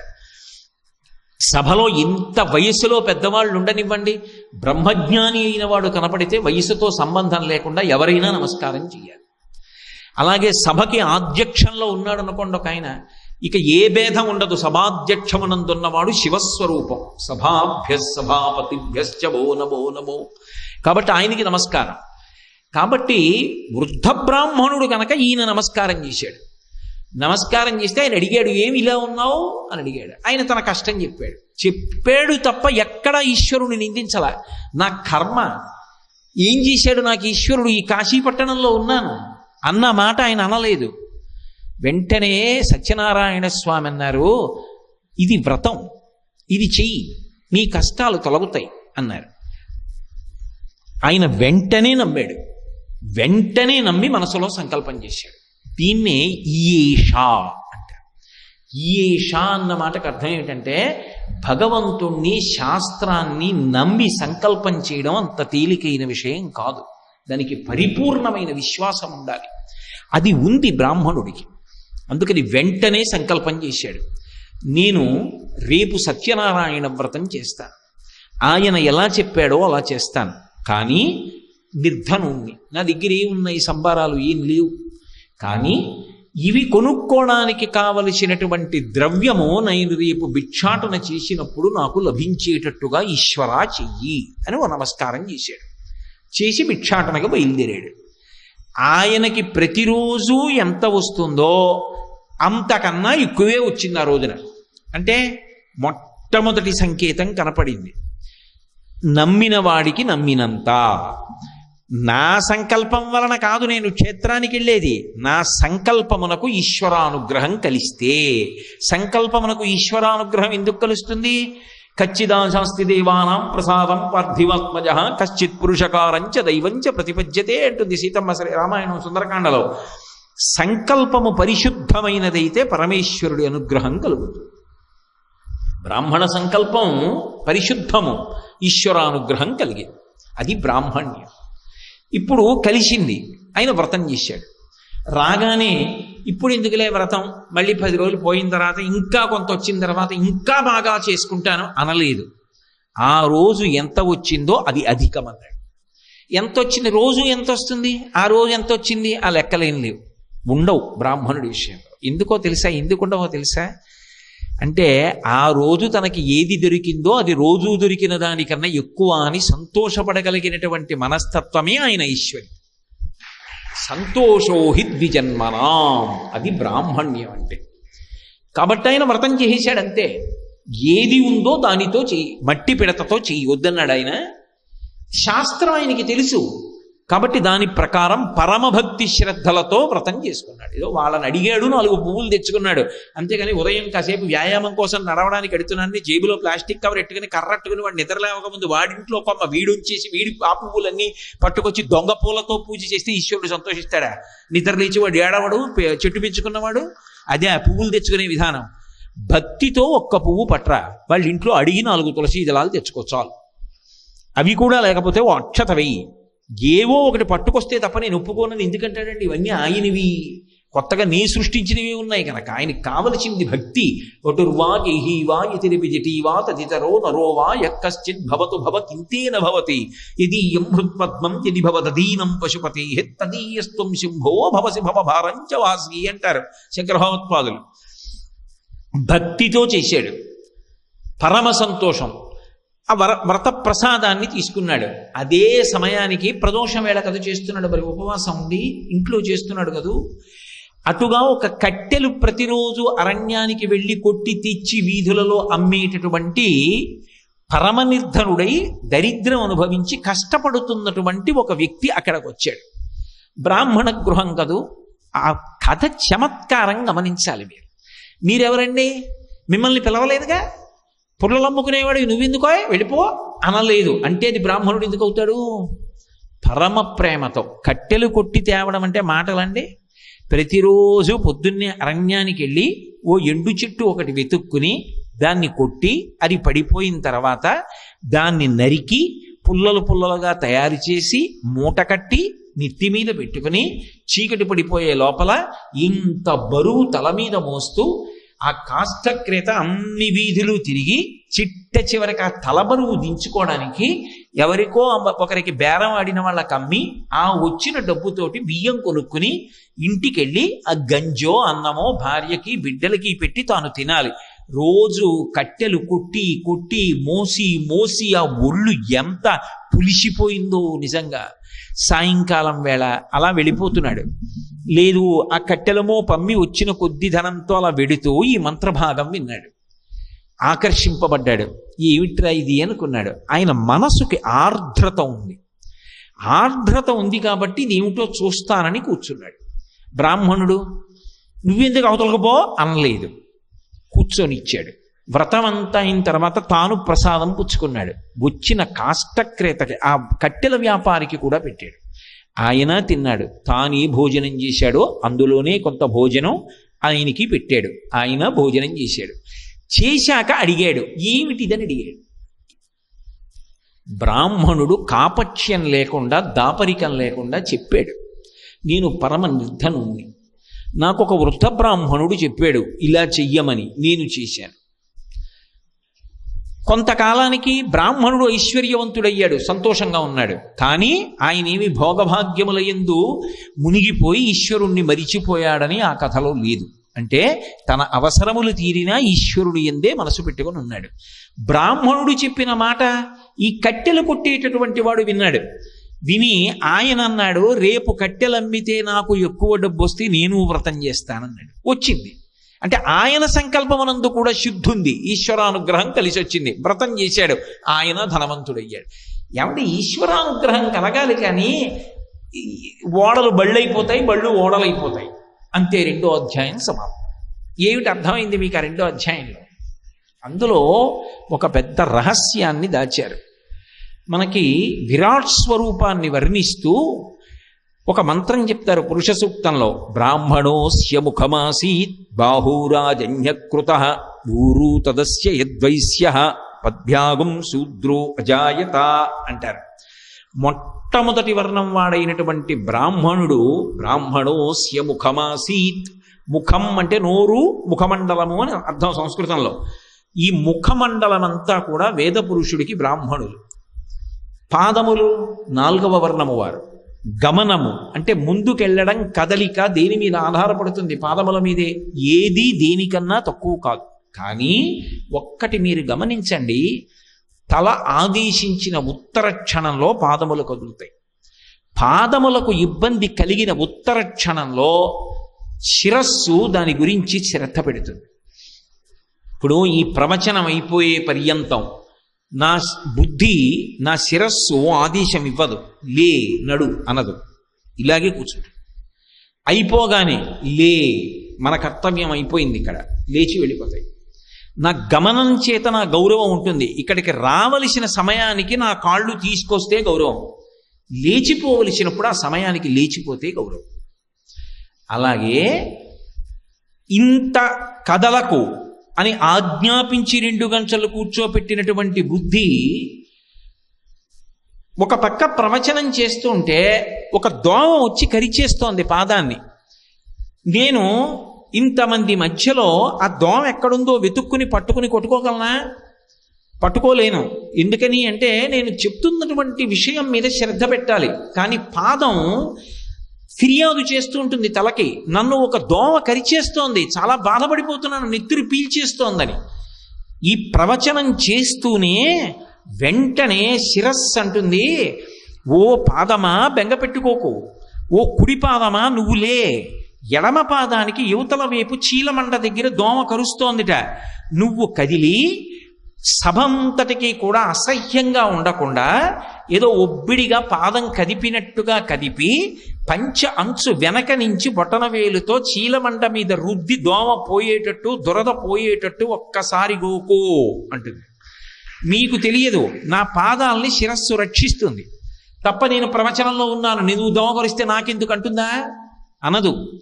తల చెప్పింది పాదం చేస్తుంది, పాదం బాధ తల పట్టించుకుంటుంది. నీ గురించి నేను పట్టించుకునేటేమిటి, కిందలో ఉన్నదానివి అని అనదు తల. లోకం కష్టం తన కష్టంగా భావిస్తాడు బ్రాహ్మణుడు. బ్రాహ్మణుడు ఏ మార్గంలో వెడుతున్నాడో సమాజం ఆ మార్గంలో వెళ్ళిపోతుంది. అందుకే ప్రమాణములలో ధర్మానికి ఒక ప్రమాణం ఏది అంటే శిష్టాచారం. పెద్దలైన వారు ఎలా ప్రవర్తిస్తారో అలాగే ప్రవర్తిస్తుంది సమాజం. కాబట్టి బ్రాహ్మణుడు చేశాడు, కట్టెలు కొట్టేవాడు చేసేశాడు. కాబట్టి సమాజము పరిపుష్టముగా ఉండాలి అంటే అందరినీ హక్కున చేర్చుకుని సలహా చెప్పగలిగిన ఉదార బుద్ధి కలిగిన వాడై ఎవరుంటాడు అంటే బ్రాహ్మణుడు ఉంటాడు. అలా సమాజాన్ని ఆదుకుంటాడు అన్నది ఆ కథకి అంతరార్థం. అలా ఉన్ననాడు ఇద్దరి మధ్య చక్కటి సమన్వయం ఉంటుంది, అలా నడుస్తుంది సమాజం. తల చెప్పినట్టు కాళ్ళు నడుస్తున్నాయి, శరీరం అంతా నడిచేసిందంతే. ఇంకా గమ్యాన్ని చేరిపోతారు. గమ్యం చేరడానికి ఈ రెండు అటువంటి సమన్వయంతో ఉండాలి. ముందు నమ్మకం ఎవరికి ఉండాలి అంటే బ్రాహ్మణుడికి ఉండాలి. తనకే నమ్మకం లేదనుకోండి, తాను చెప్తున్న మాట మీద తనకి నమ్మకం లేకపోతే అది ఫలించదు. మీకు నేను ఒక ఉదాహరణ చెప్తాను. రామచంద్రమూర్తి యుద్ధం చేస్తున్నారు, ఎందరో దేవతలు వచ్చి చూస్తున్నారు. తతో యుద్ధ పరిశ్రాంతం సమరే చింతయా స్థితం రావణంచాగ్రతో దృష్ట్వా యుద్ధాయ సముపస్థితం ఉపాగమ్య బ్రవిద్రామ అగస్త్యో భగవాన్ ఋషి. అందరితో పాటు అగస్త్యుడు వచ్చాడు. చూశాడు, అయ్యో రాముడు బడలిపోతున్నాడే, గబగబా దిగొచ్చాడు. రామ రామ మహాబాహో శృణు గృహ్యం సనాతనం. ప్రేమ, రామా రామా ఇలారా, రెండు మాటలు పిలిచాడు. ప్రేమ ఉందనుకోండి, రే నాన్న నాన్న ఇలారా అంటారు నా కొడుకుని. అలా రామా రామా ఇలారా. అగస్త్యో భగవాన్ ఋషి పిలిచి ఆదిత్య హృదయం పుణ్యం, నీకు ఆదిత్య హృదయం అనే మంత్రం ఇస్తున్నాను, జపం చెయ్యి, అపారమైన శక్తి పొంది రావణాసుర సంహారం చేసేస్తాం అన్నాడు. ఇప్పుడే గురుగారు యుద్ధం చేస్తుంటే అనలేదు రాముడు. గురువు శక్తి అటువంటిది. గబగబా వెళ్ళి విన్నాడు, ఉపదేశం పొందాడు. త్రిరాచమ్య శుచిర్భూత్వాధరురాదాయ వీర్యవాన్ రావణం ప్రేక్ష హృష్టాత్మా యుద్ధాయ సముపాగతిం. వెంటనే ధనస్సు పట్టుకుని యుద్ధానికి వచ్చాడు. బ్రహ్మాది దేవతలు నిలబడి చూస్తున్నారు ఏమవుతుంది యుద్ధం అని. రావణుడు మరణించాలి మరణించాలని కోరుకుంటున్నారు వాళ్ళందరూ. అయ్యో బాబోయ్ ఆలస్యం అయిపోతుంది, రాముడు డసిపోతున్నాడని. అగస్త్యుడు అక్కడ లేడు, వెళ్ళిపోయాడు. జగామచ యథాగతం, ఎలా వచ్చాడో అలా వెళ్ళిపోయాడు. మరి ఉపదేశం చేసినవాడు శిష్యుడు జపం చేస్తున్నాడు, లేచి రావణ సంహారం చేయడం చూడాలా? చూడలేదు, వెళ్ళిపోయాడు. ఎందుకు వెళ్ళిపోయాడో తెలుసా? నేను ఆదిత్య హృదయం ఇచ్చిన తర్వాత ఇంకా రావణాసురుడు బతికుంటాడా? నేను ఇచ్చినప్పుడే వాడు చచ్చిపోయాడు, వెళ్ళిపోయాడు. తన చెప్పిన మాట మీద తనకంత నమ్మకం ఉండాలి. తనకే తను చెప్తున్న మాట మీద నమ్మకం లేకపోతే ఇక అవతల వాడికి ఏ గురి కుదురుతుంది? బ్రాహ్మణుడికి ఆ శ్రద్ధ ఉన్నది, ఆ గురి ఉన్నది. అందుకు శంకర భగవత్పాదుడి శ్రద్ధ అన్న మాటకి శాస్త్రస్య గురువాక్యస్య సత్యబుద్ధ్యావధారణ సా శ్రద్ధ కలితా సిద్ధి యా వస్తూపలభ్యతే అంటారు. ఆ విశ్వాసం ఉన్నది, చేశాడు, అనుగ్రహింపబడ్డాడు. బ్రాహ్మణుని యందు 4వ వర్ణం వారికి శ్రద్ధ ఉన్నది, ఆయన బ్రాహ్మణుణ్ణి నమ్మాడు, అనుగ్రహింపబడ్డాడు. ఇలా వచ్చింది రా అబ్బాయి కథ. కల్పన చెప్తున్నారు నారాయణమూర్తి. అంటే మీరు కూడా అలా ఉండండి. అందరూ అలా చక్కగా ఒక శరీరంలో అంగప్రత్యంగములు ఎలా ఉంటాయో అంత ప్రేమతో కలిసి ఉండండి. ఇది చెప్తున్నారు ఆయన. ఎంత విశాల బుద్ధితో చెప్పిన వ్రతం, ఎంత కారుణ్యంతో ఎంత దయతో చెప్పినటువంటి వ్రతం, ఎవరికీ అధికార భేదం లేకుండా అందరూ పాటించడానికి యోగ్యతనిచ్చినటువంటి వరం. అందుకే దంపతులుగా కూడా కాదు, ఒక్కళ్ళుగా చేసిన అనుగ్రహింపబడిన వ్రతం. అందుకే కథాంతర్భాగంగానే కష్టం వస్తే భర్త పక్కన లేకుండా వ్రతం చేసేసింది లీలావతి. చూడండి, అక్కడికి 2వ అధ్యాయం పరిసమాప్తి. ఎన్ని మాటలు మీరు ఆ కథ వినండి, అందులోంచి నెగడులో కర్ర పెట్టి తోస్తే నిప్పు రవ్వలు ఎలా పైకి రేగుతాయో అలా ఎన్నో కొత్త విషయాలు వస్తాయి. నేను మీకు యథార్థం చెప్తున్నా, గొప్పగా చెప్పట్లా. ఒక్క సత్యనారాయణ వ్రత కథ వేదాంతర్గతమైన విశేషములు అని చెప్తే 3 నెలలు చెప్పినా సరిపోదు. నేను విహంగ వీక్షణంగా చెప్తున్నానంతే. అన్ని రహస్యాలు చొప్పించారు ఆ కథల్లోకి. అందుకు వినండి వినండి వినండి అని మళ్ళీ మళ్ళీ మళ్ళీ మళ్ళీ చెప్తారు ఆ కథ. ఎన్ని మాటలు విన్నా కొత్త విషయాలు ప్రచోదనం అవుతాయి. ఓ ఇలా బ్రతకాలని అర్థం అవుతుంది. ఇక మూడవ కథ దగ్గరికి వచ్చేటప్పటికీ తుంగధ్వజుడు అనే ఉల్కాముఖుడు అనేటటువంటి రాజు, ఆయన భద్రశీల అనబడేటటువంటి నది. నేను మీతో మనవి చేశా కదా, కొన్ని కొన్ని పేర్లు చెప్తారు, కొన్ని కొన్ని పేర్లు చెప్పరు. ఆ చెప్పడం చెప్పకపోవడంలో కూడా విశేషం. ఉల్కాముఖుడు, ఉల్కా అంటే కాంతిపుంజం, అంత కాంతిపుంజము వంటి ముఖము కలిగినటువంటి వాడు. ఏమిటి దాని అర్థం అంటే క్షాత్ర ధర్మం ఎరిగిన ఉండడమే ఆయన యొక్క కాంతికి కారణమై ఉన్నది. ఏమిటి ఆ క్షాత్ర ధర్మం అంటే ఒక క్షత్రియుడికి మొట్టమొదట ఉండవలసిన నమ్మకం దేని మీద అంటే శాస్త్రం మీదే. అందుకే చూడండి, రామరాజ్యం రామరాజ్యం అంటుంటారు. రామరాజ్యం అంటే రాముడు వచ్చి పరిపాలిస్తేనే రామరాజ్యం అవుతుందండి అని నేను అన్నాను అనుకోండి, మళ్ళీ రామావతారం వస్తే తప్ప రామరాజ్యం రాదు. కానీ రాముడి రాజ్యం రామరాజ్యమై అందరూ ప్రజలు సుఖపడ్డారంటే కారణమేమి అంటే రామరాజ్యంలో రాముడు రాజ్య పరిపాలన చేసినప్పుడు ఆయనకి ప్రమాణం ఏది అంటే శాస్త్రము ప్రమాణము. అందరూ చెప్పిన మాటలు వింటాడు. ఆఖరణ రాముడు ఏమంటాడంటే రామాయణంలో శాస్త్రం ఇలా చెప్పింది కాబట్టి నేను ఇలా చేస్తానంటాడు. శాస్త్రము ప్రమాణము, తస్మాత్ శాస్త్రం ప్రమాణం తే కార్యాకార్య వ్యవస్థితౌ. శాస్త్రమును ప్రమాణముగా చేసుకుని ఎప్పుడు ఎక్కడ ఎవరు పరిపాలన చేసినా అది రామరాజ్యం అవుతుంది. ఆయన ధర్మం ఏమిటి అంటే క్షత్రియ ధర్మాన్ని పాటిస్తాడు. అందుకే ఆయన నదీ తీరంలో చేస్తున్నాడు ఈ వ్రతాన్ని. అంటే దేశకాలముల యందు ధర్మాన్ని పాటించాడు. నేను చక్రవర్తిని, నేనో నదీ తీరానికి వెళ్ళి చేసుకోవడం ఏమిటి? అంతఃపురంలో ఇంత వైభోగం ఉంటే ఇందులో చేసుకోలేనా? ఇక్కడికే రమ్మనండి బ్రాహ్మణ మండల్ని అనలేదు. తాను నదీ తీరానికి వెళ్ళాడు. వెళ్ళాడన్న మాటకు అర్థం ఏమిటి? మహారాజా అంతఃపురంలో కూర్చుని చేయడం కాదు, నదీ తీరానికి రా, ఇక్కడ చేస్తే మంచిది అన్నాడు. ఇంటి పురోహితుడు తప్పకుండా అవతల దాలుస్తున్నాను వస్తున్నాను అన్నాడు. అంతే అని భార్యాసమేతుడై వెళ్ళి వ్రతం చేస్తున్నాడు. ఇది పడవలో వర్తకం కోసం వెళ్ళిపోతున్నటువంటి సాధువు అని పేరు కలిగినటువంటి ఒక శిష్యుడు చూశాడు. ఆయన దిగొచ్చి ఒక మాట అడిగాడు. అందులో ఒక విశేషం చెప్పారు. గొప్ప ధర్మం ఎరిగిన వాడు, సంతతము దేవాలయ దర్శనం చేసేటటువంటి వాడు, భక్తి తత్పరుడైనటువంటి ఉల్కాముఖుడు చేస్తున్నాడు. భద్రశీల అన్నది పేరు. భద్రశీల అంటే సమస్త భద్రతని ఇవ్వడము స్వభావమైనటువంటి నది. ఒక్కొక్క నదికి ఒక్కొక్క అధిష్టాన దేవత ఉంటారు. ఆ అధిష్టాన దేవత కొంతమందికి దర్శనమిస్తారు. అలాగే నగరాలకి అధిష్టాన దేవతలు ఉంటారు. ఒకానొకప్పుడు రామచంద్రమూర్తి అవతార పరిసమాప్తి అయిపోయిన తరువాత కుషుడు రాజ్యాన్ని విడిచిపెట్టి ఆ రాజధానిని విడిచిపెట్టి వేరొక చోటకి వెళ్ళి పడుకుంటే అయోధ్యానగర అధిష్టాన దేవత ఆయనకి కనపడింది. నువ్వు మహారాజువి, ఇక్కడికి ఎందుకు వచ్చావు అని కనపడింది. నగరానికి అధిష్టాన దేవతలు ఉంటారు. అందుకే ఏదైనా ఊరు విడిచిపెట్టి వెడుతున్నాం అనుకోండి, పొలిమేర దాకా వెళ్ళిన తర్వాత అధిష్టాన దేవతకి నమస్కారం చేస్తాం. నేను అన్నవరం వస్తున్నాను అనుకోండి, ప్రతిరోజు కారులో వస్తున్నా కాకినాడ పొలిమేర దాటుతుండగా కారులో చెప్పులు ఇప్పి ఓసారి అమ్మవారికి నమస్కారం చేస్తా. అమ్మ ఊరి పొలిమేర దాటుతున్నా, ప్రవచనం కోసం పెడుతున్నా, నన్ను మళ్ళీ క్షేమంగా తీసుకురామ్మా అంటాను. మళ్ళీ పొలిమేర దగ్గరికి వెళ్ళేటప్పటికీ మళ్ళీ చెప్పులు ఇప్పి మళ్ళీ అమ్మకి నమస్కారం చేస్తా. అమ్మ నన్ను క్షేమంగా తీసుకొచ్చావు, నన్ను ఇలాగే కాపాడుతుండంటాను.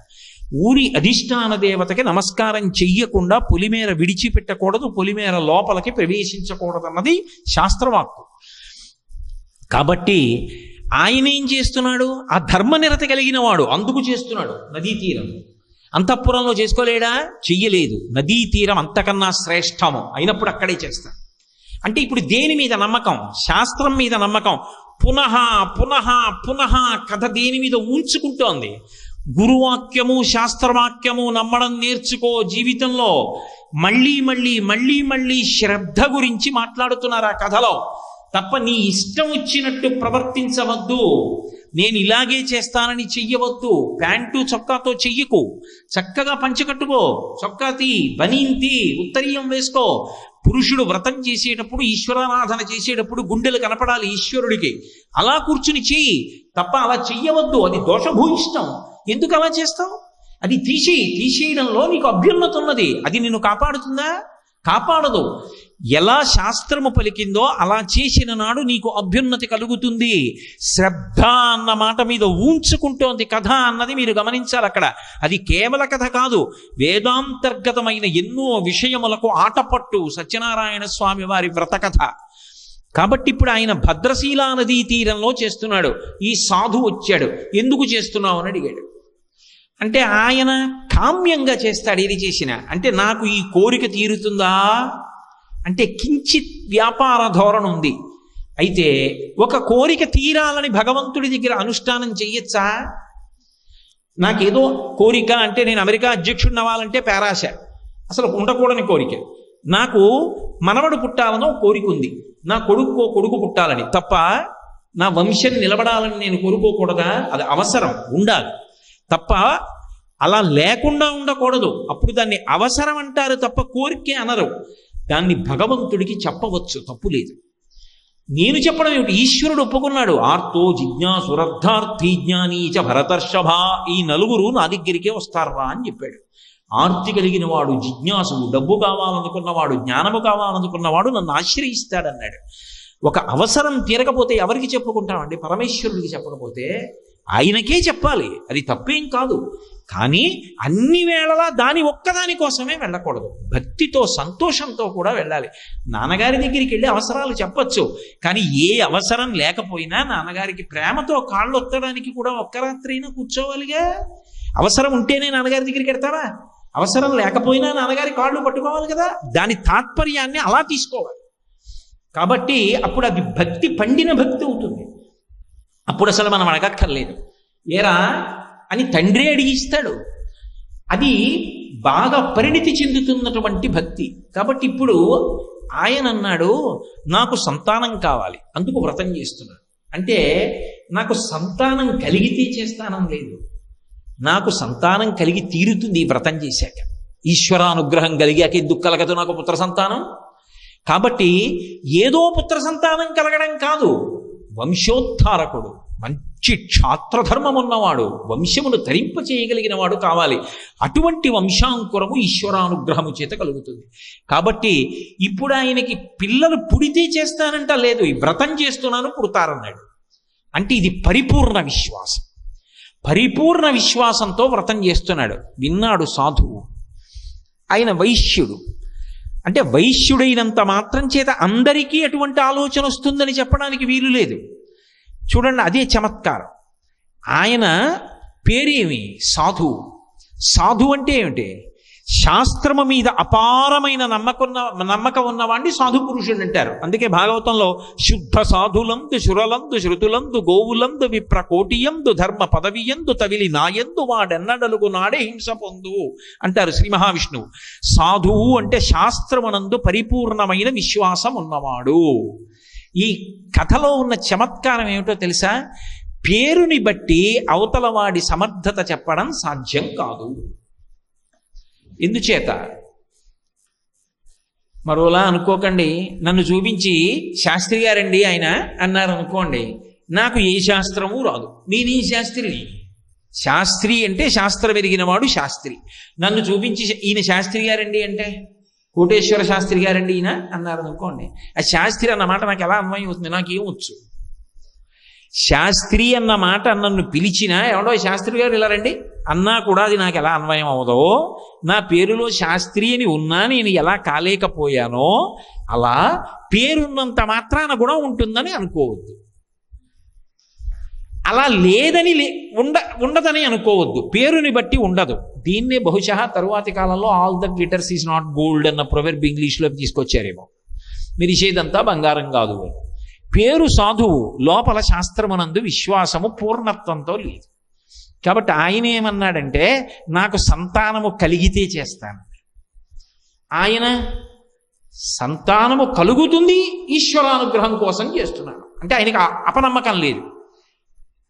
కలడందురు దీనుల ఎడ కలడందురు పరమయోగి గణముల పాలిన్ కలడందురు అన్ని దిశలను కలండెనడు వాడు కలడో లేడో కొద్దిగా అనుమానం. అందుకని కలిగితే చేస్తాను. చటుక్కన చేసేస్తే డబ్బు అనవసరంగా ఏమైపోతే ఓ చిన్న అనుమానం లోపల. అంటే పూర్ణ విశ్వాసం కాదు, పేరు సాధువు. అయినా చూశాడు ఈశ్వరుడు. అంటే ఈయన ఈ మాట మాత్రం ఎందుకన్నాడు అంటే పెళ్ళై చాలా కాలం అయింది, పిల్లలు లేరు. ఇప్పుడు ఆయన చూశాడు, పోన్లేరా, ఆయన దయామయుడు కదూ, నాలా కఠినంగా కూడా మాట్లాడు కదా ఆయన. అందుకని ఆయన అన్నాడు, పోన్లే, పాపం మనసులో బాధపడి కదూ, స్వామి బిడ్డ పుడితే నీకు వ్రతం చేస్తానన్నాడు కదూ, సంతానము కలిగితే అన్నాడు కదూ, ఇతను చేసినటువంటి పాపకర్మల వలన ఇతనికి సంతానము కలగకూడదు.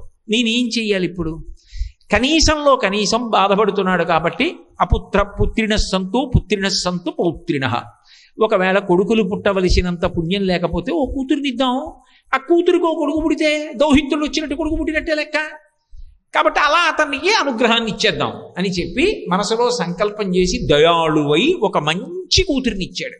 ఇంకా కొడుకు పుడితే ఒక వంశాన్ని తరింపజేస్తాడు, కూతురు 2 వంశాలని తరింపజేస్తాడు. కాబట్టి అతన్ని అనుగ్రహించడానికి, అతని పాపాన్ని శమింపచేయడానికి ఆయన సంకల్పానికి అనుగ్రహించేశాడు. నాకు కొడుకు పుడితే అన్నాడా, సంతానం కలిగితే అన్నాడు. సంతానం అంటే కొడుకు అవ్వచ్చు, కూతురు అవ్వచ్చు. స్వామిదా తప్పు, ఈయనదా తప్పు. కాబట్టి కూతురునిచ్చాడు. ఆ కూతురు చంద్రబింబము యొక్క కళలు వృద్ధి పొందుతున్నప్పుడు ఎలా ఉంటుందో అలా ఉంటుంది. కాబట్టి కళావతి అని పేరు పెట్టాడు. భార్యతో ఇంటికి వెళ్ళి చెప్పాడు, నేను ఇలా సంకల్పం చేశానేవో అన్నాడు.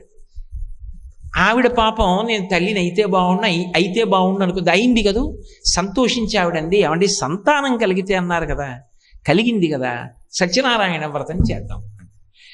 ఆయన అన్నాడు, ఆడపిల్ల కదూ, అది మనసులో భావన, ఆ పిల్ల పెళ్లి సమయంలో చేస్తానులే.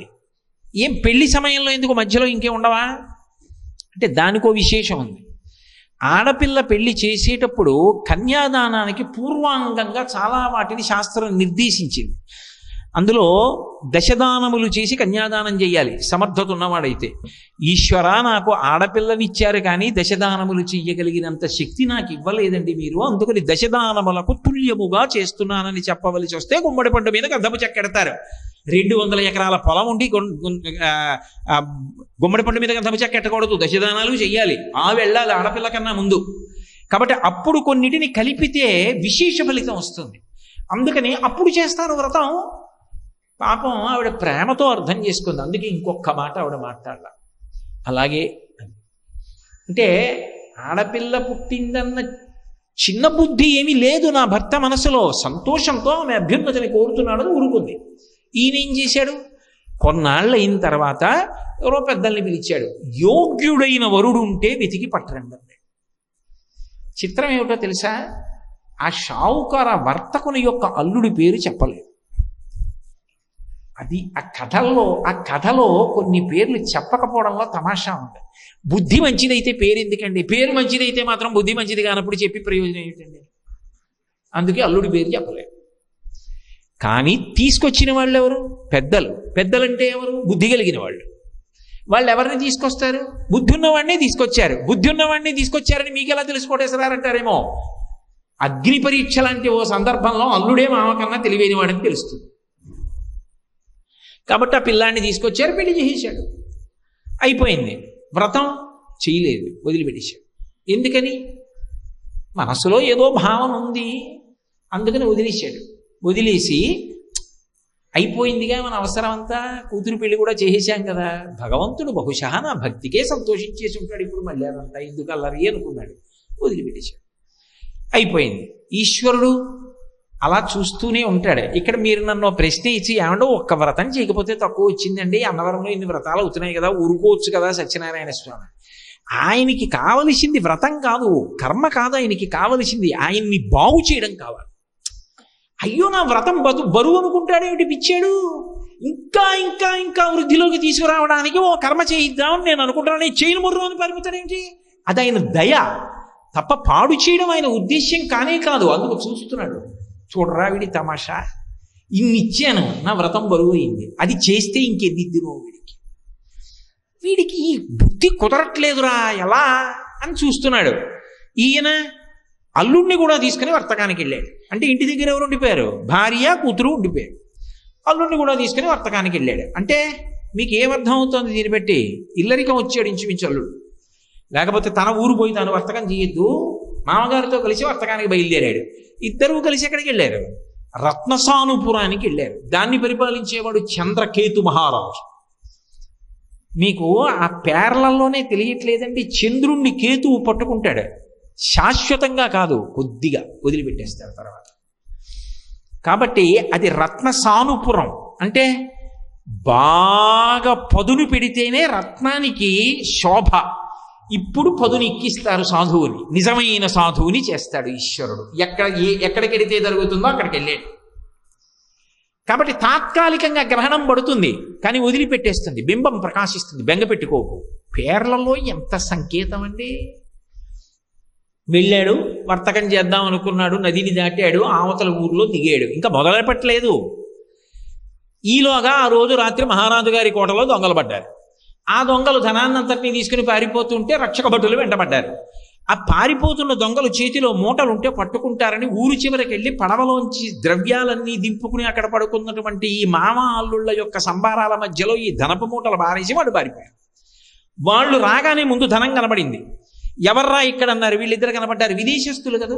కాబట్టి మాట యాస ఉంటుంది, నదీ తీరంలో ఉన్నారు, పడవ ఉంది, సంబారాలు ఉన్నాయి, కాబట్టి ఇదంతా కూడా దొంగ సత్తు అయి ఉంటుంది. ఇలాగే ఎత్తుకొచ్చుంటారు ఎక్కడి నుంచో. ఇదిగో మనం ఒక్క 10 నిమిషాలు ఆలస్యం అయితే పట్టుకుపోతారు అనమాట. నది దాటేద్దరు చీకట్లో. వెంటనే పట్టుకున్నారు, రాజుగారి దగ్గరికి తీసుకొచ్చారు. సాక్ష్యం వాళ్ళ దగ్గర దొరికింది కదా, వీళ్ళని కారాగారంలో పారైందంట, అందులో పడేశారు. ఉన్న పడవ పోయింది, ధనం పోయింది, వ్యాపారం పోయింది, అల్లుడికి కొత్త కాపరం పోయింది, అన్నీ పోయాయి. తన కళ్ళ ముందు అల్లుడు కారాగారంలో ఉంటే అల్లుడు కాదు, ఎదురుగుండా కనపడుతున్నవాడు కూతురు కనపడుతోంది ఆయనకి. అది అసలు రహస్యం. ఊరే దాని సుఖాన్ని నేను కదరా చేతులారా పాడు చేసేసాను. వచ్చిన వాడిని నేను ఒక్కడిని వచ్చినా పోయేది, ఇతన్ని తీసుకొచ్చాను అనవసరంగా. పాపం ఇప్పుడు పిల్ల ఎంత ఏడుస్తోందో, మా ఆవిడెంత ఏడుస్తోందో. ఈ అల్లుడు నన్నెందుకు తీసుకొచ్చావా బాబు నువ్వు, నా మానాన్ని నేను ఎక్కడికో పోదును కదా అని అన్నాడని కథలో లేదు. అది ఆయన పెద్దరికం. పిల్లవాడు కానీ మామని నిందించలేదు. మామగారు కాలం కలిసి వస్తుందన్నాడు, కారాగారంలో ఉన్నాడన్నది అంతరార్థం. అన్నీ చెప్పక్కర్లా, మీరు శీలవైభవాన్ని కథా గమనాన్ని బట్టి గమనించాలి రామాయణంలాగా. కానీ అక్కడ ఊళ్ళో ఉండిపోయినటువంటి వైశ్యుడి భార్య, వైశ్యుడి కూతురు అష్ట కష్టాలు పడుతున్నారు. దొంగలు పడ్డారు, ఐశ్వర్యం అంతా పోయింది, వాళ్ళు ఎంతో బాధపడుతున్నారు. ఆ వైశ్యుడి యొక్క భార్య రోగములు రుష్టుల చేత బాధపడుతోంది. ఆ పిల్ల 10 ఇళ్లలో పని చేసి ద్రవ్యాన్ని తీసుకొస్తోంది. ఒకరోజు రాత్రి కొంచెం ఆలస్యంగా వచ్చింది. ఏమమ్మా, తల్లి అన్న తర్వాత మరి సంస్కారం కదా, ఏమమ్మా భర్త చూస్తే ఎక్కడున్నాడో తెలియదు, తిరిగా రాలేదు, కొత్తగా పెళ్ళయింది, నువ్వు ఆ చీకటి పడిన తర్వాత ఆలస్యంగా వచ్చావు, నా మనసు అసలే కుంది ఉంది, నీ నడవడి నన్ను మరింత ఖేద పెడుతోంది, ఎందుకు ఆలస్యమైందని అడిగింది. తల్లి హృదయం గమనించింది కూతురు. ఎంత పవిత్రమైన వాక్కులు చూడండి, ఎక్కడ విలితి ప్రసంగాలు ఉండవు. అంటే మనుష్యుల మనస్సులు మంచివి, కానీ భర్త చేసిన దోషం ఇక్కడ కట్టి కుడుపుతోంది. అంటే ఆ కథ ఏం చెప్తోంది, మా ఆవిడికి పూజలు అలవాటండి, నేను చెయ్యననే అనకు. ఎందుకనంటే పూజ చెయ్యవలసింది భార్య కాదు, ముందు నువ్వు. ధర్మపత్ని సమేతస్య అనుంది, కానీ కల్పంలో ధర్మపతి సమేతస్య అని లేదు. అంటే నువ్వు పూజ చేస్తే నీ కుటుంబానికి శ్రీరామ రక్ష, నువ్వు తప్పు చేస్తే నీ కుటుంబానికి శిక్ష. ఆయన తప్పు చేశాడు, వీళ్ళు బాధపడుతున్నారు. కానీ పాపం ఆవిడ సంస్కారం పోలేదు. ఒక యజమాని గృహస్థాశ్రమంలో ఎలా బ్రతకాలో చెప్పకుండా చెప్తోంది కథ. ఇప్పుడు ఆవిడ అడిగింది, కూతురంది, అమ్మా నేను అలా పని చేసి వస్తూ ఉంటే ఒక బ్రాహ్మణ గృహంలో సత్యనారాయణ వ్రతం జరుగుతోందమ్మా, అది చూసి ఆ కథ విని నా కష్టాలు కూడా పోవాలి, నా భర్త నీ భర్త అంటే నాన్నగారు కనపడాలి అని కోరుకుని ప్రసాదం తెచ్చానమ్మా అంది. తల్లి తింది, తాను తింది. ఆవిడికి గుర్తొచ్చింది, ఓ రేపు సత్యనారాయణ వ్రతం చేద్దాం, మనం వ్రతం చేయలేదు అందుకే ఇన్ని కష్టాలు వచ్చాయి. అంటే ఈశ్వరుడు కష్టాన్ని ఎందుకు ఇచ్చాడంటే, ఈశ్వరుని యందు కృతజ్ఞతా దోషం ఉందనుకోండి కట్టి కుడిపేస్తుంది. ఈశ్వరుని ఎందే కాదు, మనిషి పాడైపోయేది దేనివల్ల అంటే కృతజ్ఞత వల్ల పాడైపోతాడు. అందుకే రామాయణం కిష్కింధకాండలో లక్ష్మణస్వామి మాట అంటాడు, బ్రహ్మగ్నేచ సురాపేచ చోరే భగ్నవ్రతే తదా నిష్కృతిర్విహితా సిద్భి కృతజ్ఞో నాస్తి నిష్కృతి. బ్రహ్మహత్య చేసిన వాడు, సురాపానం చేసినటువంటి వాడు, చోరే దొంగతనం చేసినవాడు, భగ్నవ్రతే వ్రతం చేస్తానని నీళ్లు ముట్టుకుని వ్రతం చేయకుండా పీటల మించి లేచిపోయినవాడు, వీళ్ళందరికీ కూడా ప్రాయశ్చిత్తం ఉంది. కానీ చేసిన ఉపకారాన్ని మరిచిపోయి అపకారం చేయడానికి సిద్ధపడినవాడు కానీ, లేదా ప్రత్యుపకారం చేయడానికి సిద్ధపడనివాడు కానీ, వాడికి మాత్రం ప్రాయశ్చిత్తం లేదు. కృతఘ్నో నాస్తి నిష్కృతి. భయంకర దోషంలో పడిపోయాడు సాధువు. నేను చేసిన ఉపకారం మరిచిపోయాడు, పతనమైపోతాడు. అలా పతనమైపోకుండా నేను ఒక లీల నడుపుతాను. అందుకే లీలయా వితతం విశ్వం ఏన తస్మై నమో నమః.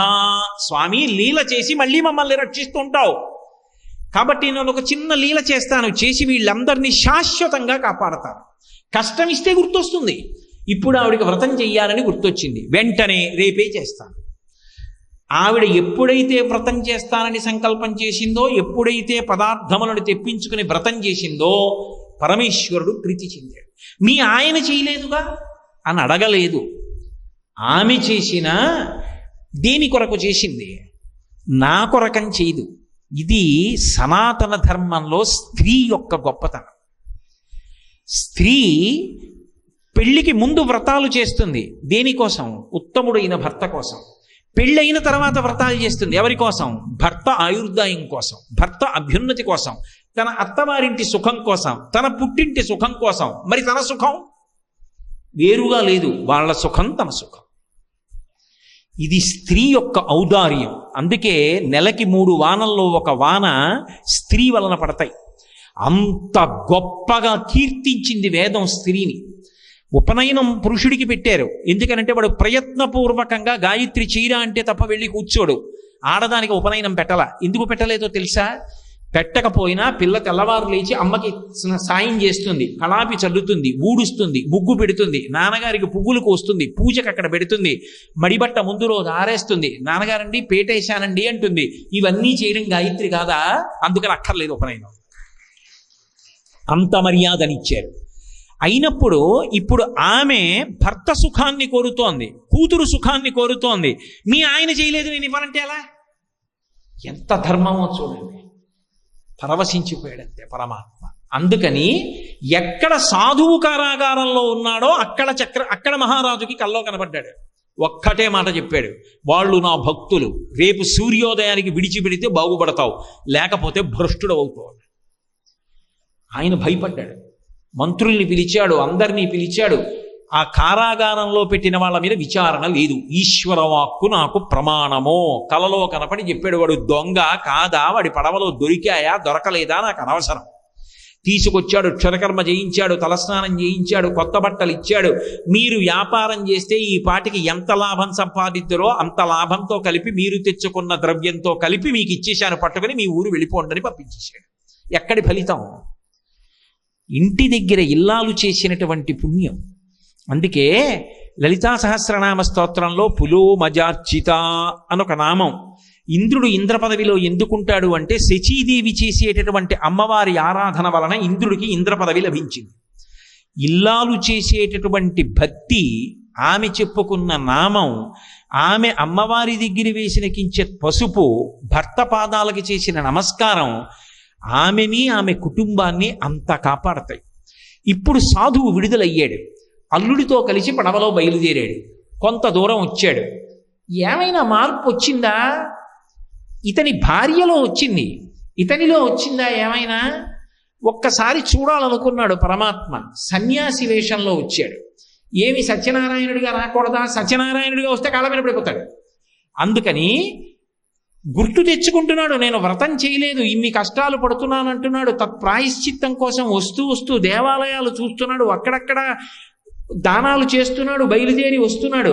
సత్యనారాయణ స్వామి ఒక సన్యాసి రూపంలో కనబడ్డారు. ఈ లోకంలో అందరికన్నా నమ్మవలసిన వ్యక్తి ఎవరంటే సన్యాసి. ఎందుకని?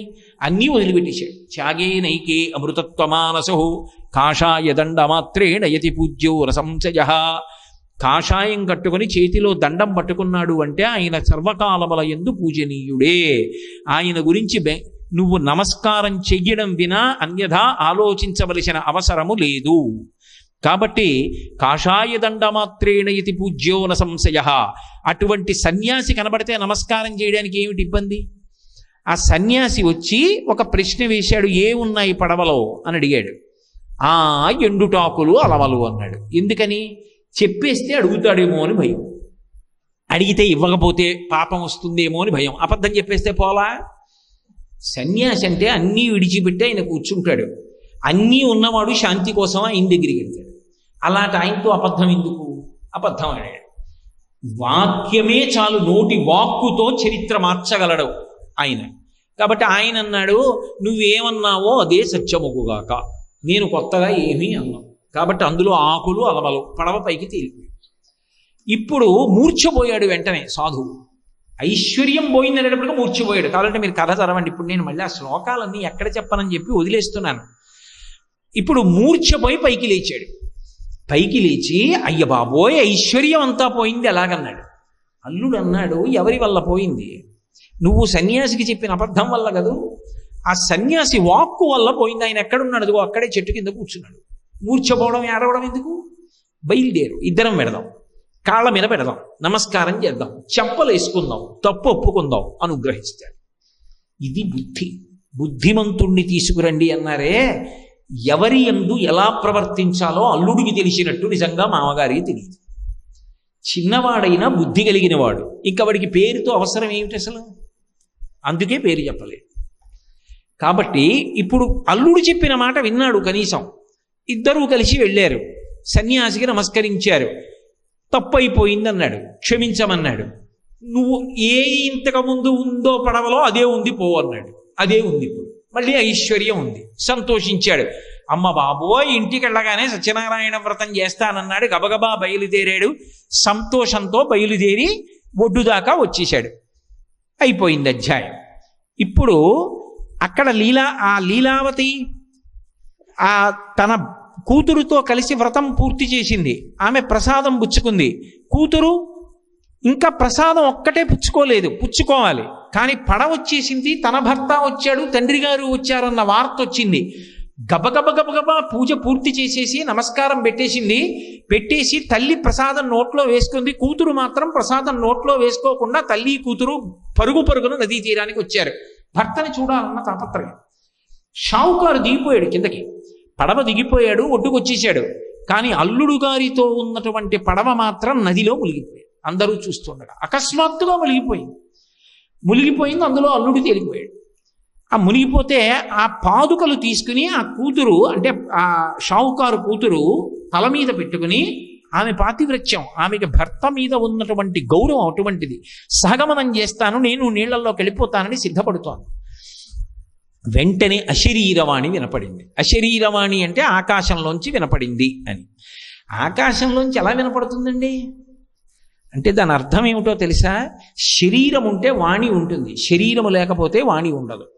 ఇప్పుడు నేను ఈ శరీరంలో ఉన్నాను కాబట్టి మాట్లాడుతున్నాను. శరీరం లేనివాడు ఎలా మాట్లాడతాడు? మాట్లాడడం. లోకంలో అశరీరవాణి, ఆకాశవాణి అంటే దాని అర్థం ఏమిటో తెలుసా? వేదము అని అర్థం. వేదమునకు శరీరం ఏముంటుంది? కానీ వేదము చేత చెప్పబడినది ప్రమాణం. కానీ వేదము ఒక స్త్రీ రూపాన్ని ధరిస్తే అమ్మవారికి నమస్కారం చేస్తుంటుంది. శృతి సీమంత సింధూరీకృతపాద అబ్జధూళిక అని. శృతివాక్కు ఆకాశ్ అంటే అంతటా వ్యాపించిన పరబ్రహ్మము అని. పరబ్రహ్మము యొక్క వాక్కు వేదవాక్కు. ఆ వేదమునకు శరీరము లేదు, అది పరమాత్మయే. పరమాత్మ వాక్కు అంటే సత్యనారాయణ స్వామి వారి వాక్కు.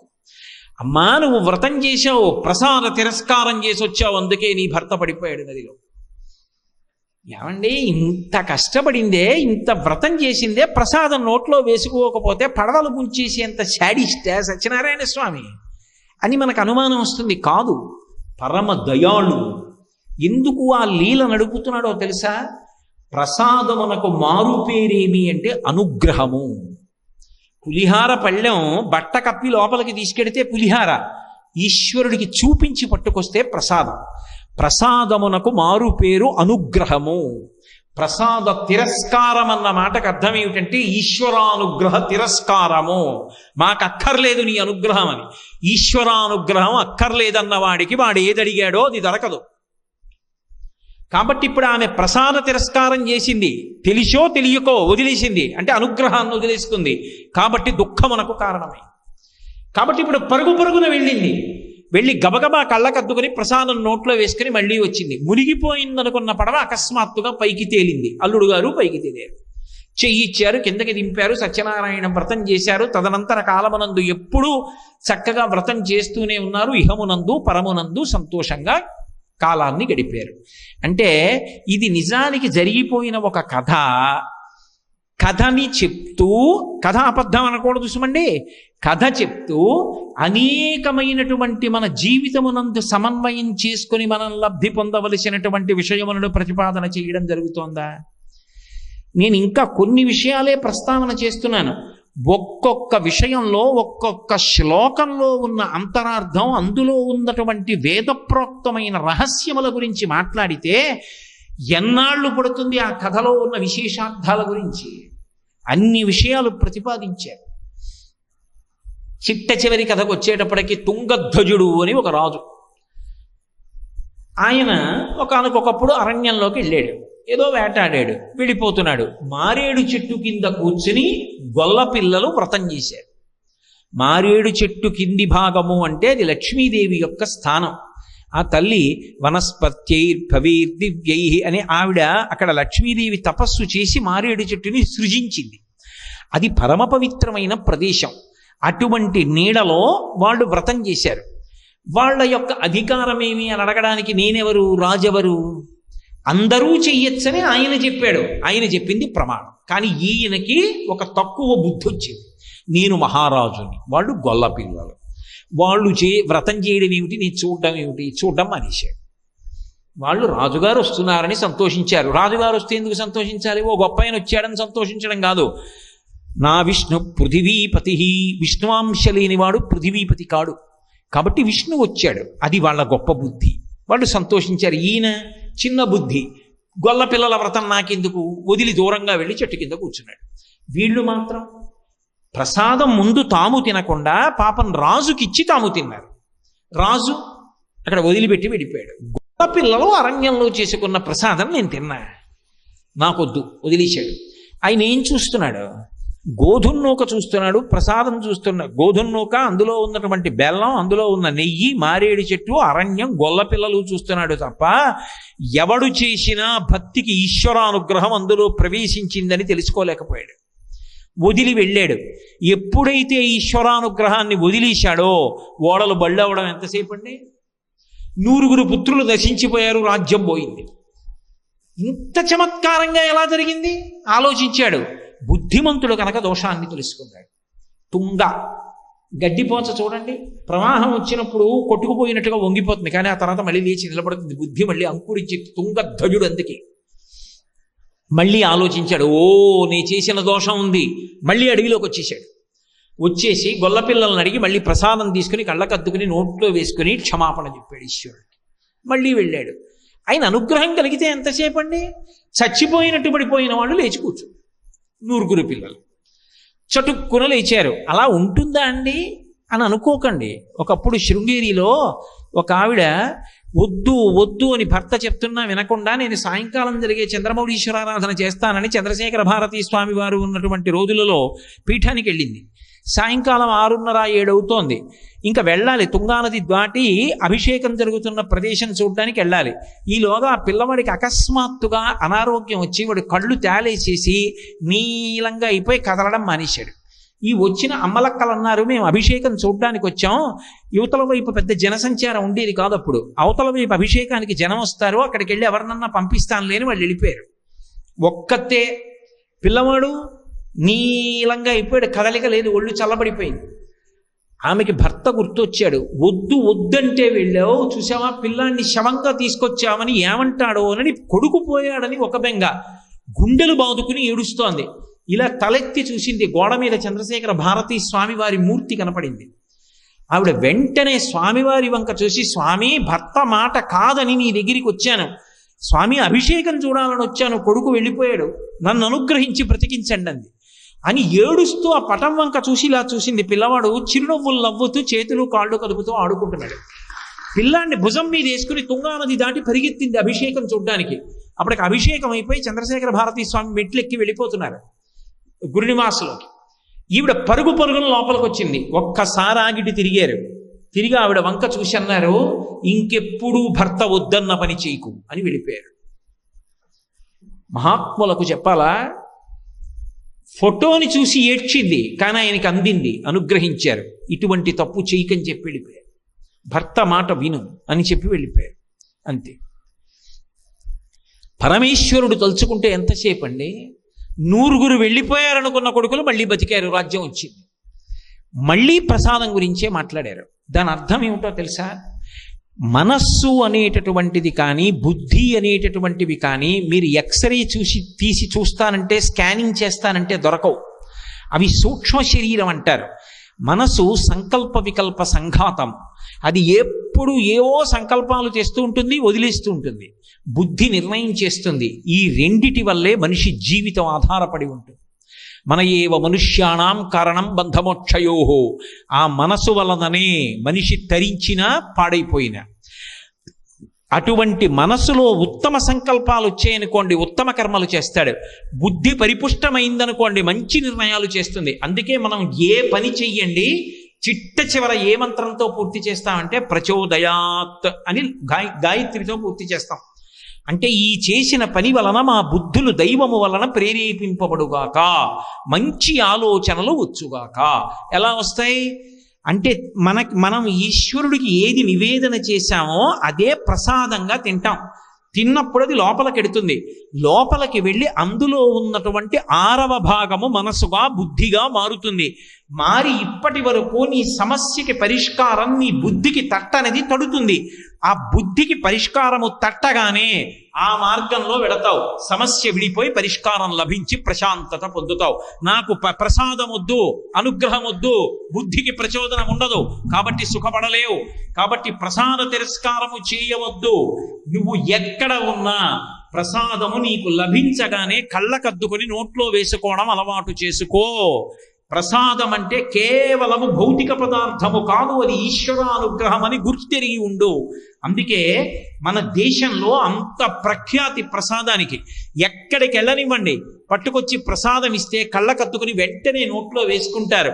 ఎక్కడ పడితే అక్కడ ప్రసాదాలు ఇవ్వకూడదు. ప్రసాద తిరస్కారము జరుగుతుందన్న అనుమానం ఉన్న చోట ప్రసాదం ఇవ్వడము ఈశ్వరుని యొక్క అనుగ్రహమునకు కళంకమే. వెంటనే ఆస్తిక్య బుద్ధితో సంతోషంగా అందుకుని కళ్ళకద్దుకుని నోట్లో వేసుకుని ఉన్నటువంటి వాళ్ళు ఉన్న ప్రదేశముల యందు మాత్రమే ప్రసాదాన్ని పంపిణీ చెయ్యాలి. తప్ప చెప్పులు వేసుకుని ప్రసాదం పుచ్చుకోవడం, చెప్పులు రక్షిస్తాయా? నాతో వచ్చాయా, నాతో వెళ్ళిపోతాయా? చెప్పులు కాదు ప్రధానం, నీ బ్రతుకు ప్రధానం. కాబట్టి చెప్పులు విప్పి ప్రసాదాన్ని కళ్ళకద్దుకుని నోట్లో వేసుకోవాలి. ఎక్కడ ఎలా ఉండాలో అలా ఉండడం నేర్చుకుంటేనే అభ్యున్నతి. కాబట్టి ప్రసాదం విషయంలో వేరొకసారి ఈశ్వరుడు పూనికతో చెప్పినటువంటి మాట, బహుశః ప్రసాద తిరస్కారము జరిగేటటువంటి రోజులు ఈ దేశమునందు రాకుండుగాక అని నిర్దేశించడానికే భగవంతుడు 2 మాటలు దాని వైభవాన్ని చెప్పడానికి సత్యనారాయణ వ్రత కథలో ఈ విషయాల్ని తీసుకొచ్చాడేమో. ఇన్ని విషయములను లోపల గుదిగుచ్చి అద్భుతంగా అందించినటువంటి కథ సత్యనారాయణ స్వామి వారి యొక్క వ్రత కథ. ఇప్పుడు మీకు ఈ కథలో నేను విహంగ వీక్షణంగా శ్లోకాల జోలికి కూడా వెళ్లకుండా కొన్ని విషయాల్ని మాత్రమే స్పృశించాను. నిజంగా మీరు ఎన్ని మాటలు వ్రతం చేసినా, ఎన్ని మాటలు కథ విన్నా, ఎన్ని మాటలు శ్లోకాలు చదివినా అందులోంచి మీకు ఒక కొత్త విషయం ద్యోతకమవుతుంటే, మీరు దాన్ని అనుష్ఠాన పర్యంతంలోకి తెచ్చుకుంటుంటే అది జీవితాల్ని ఎంత అభ్యున్నతి పదం వైపుకి నడిపించి సత్యనారాయణ స్వామి వారి శాశ్వత అనుగ్రహానికి కారణమవుతుందో ఆలోచించండి. అందుకే కల్పము ఎలా చెప్పిందో అలాగే చేసుకోండి అని పెద్దలు చెప్పడానికి కారణం అది. అంత గొప్ప సత్యనారాయణ స్వామి వారి యొక్క వ్రతం.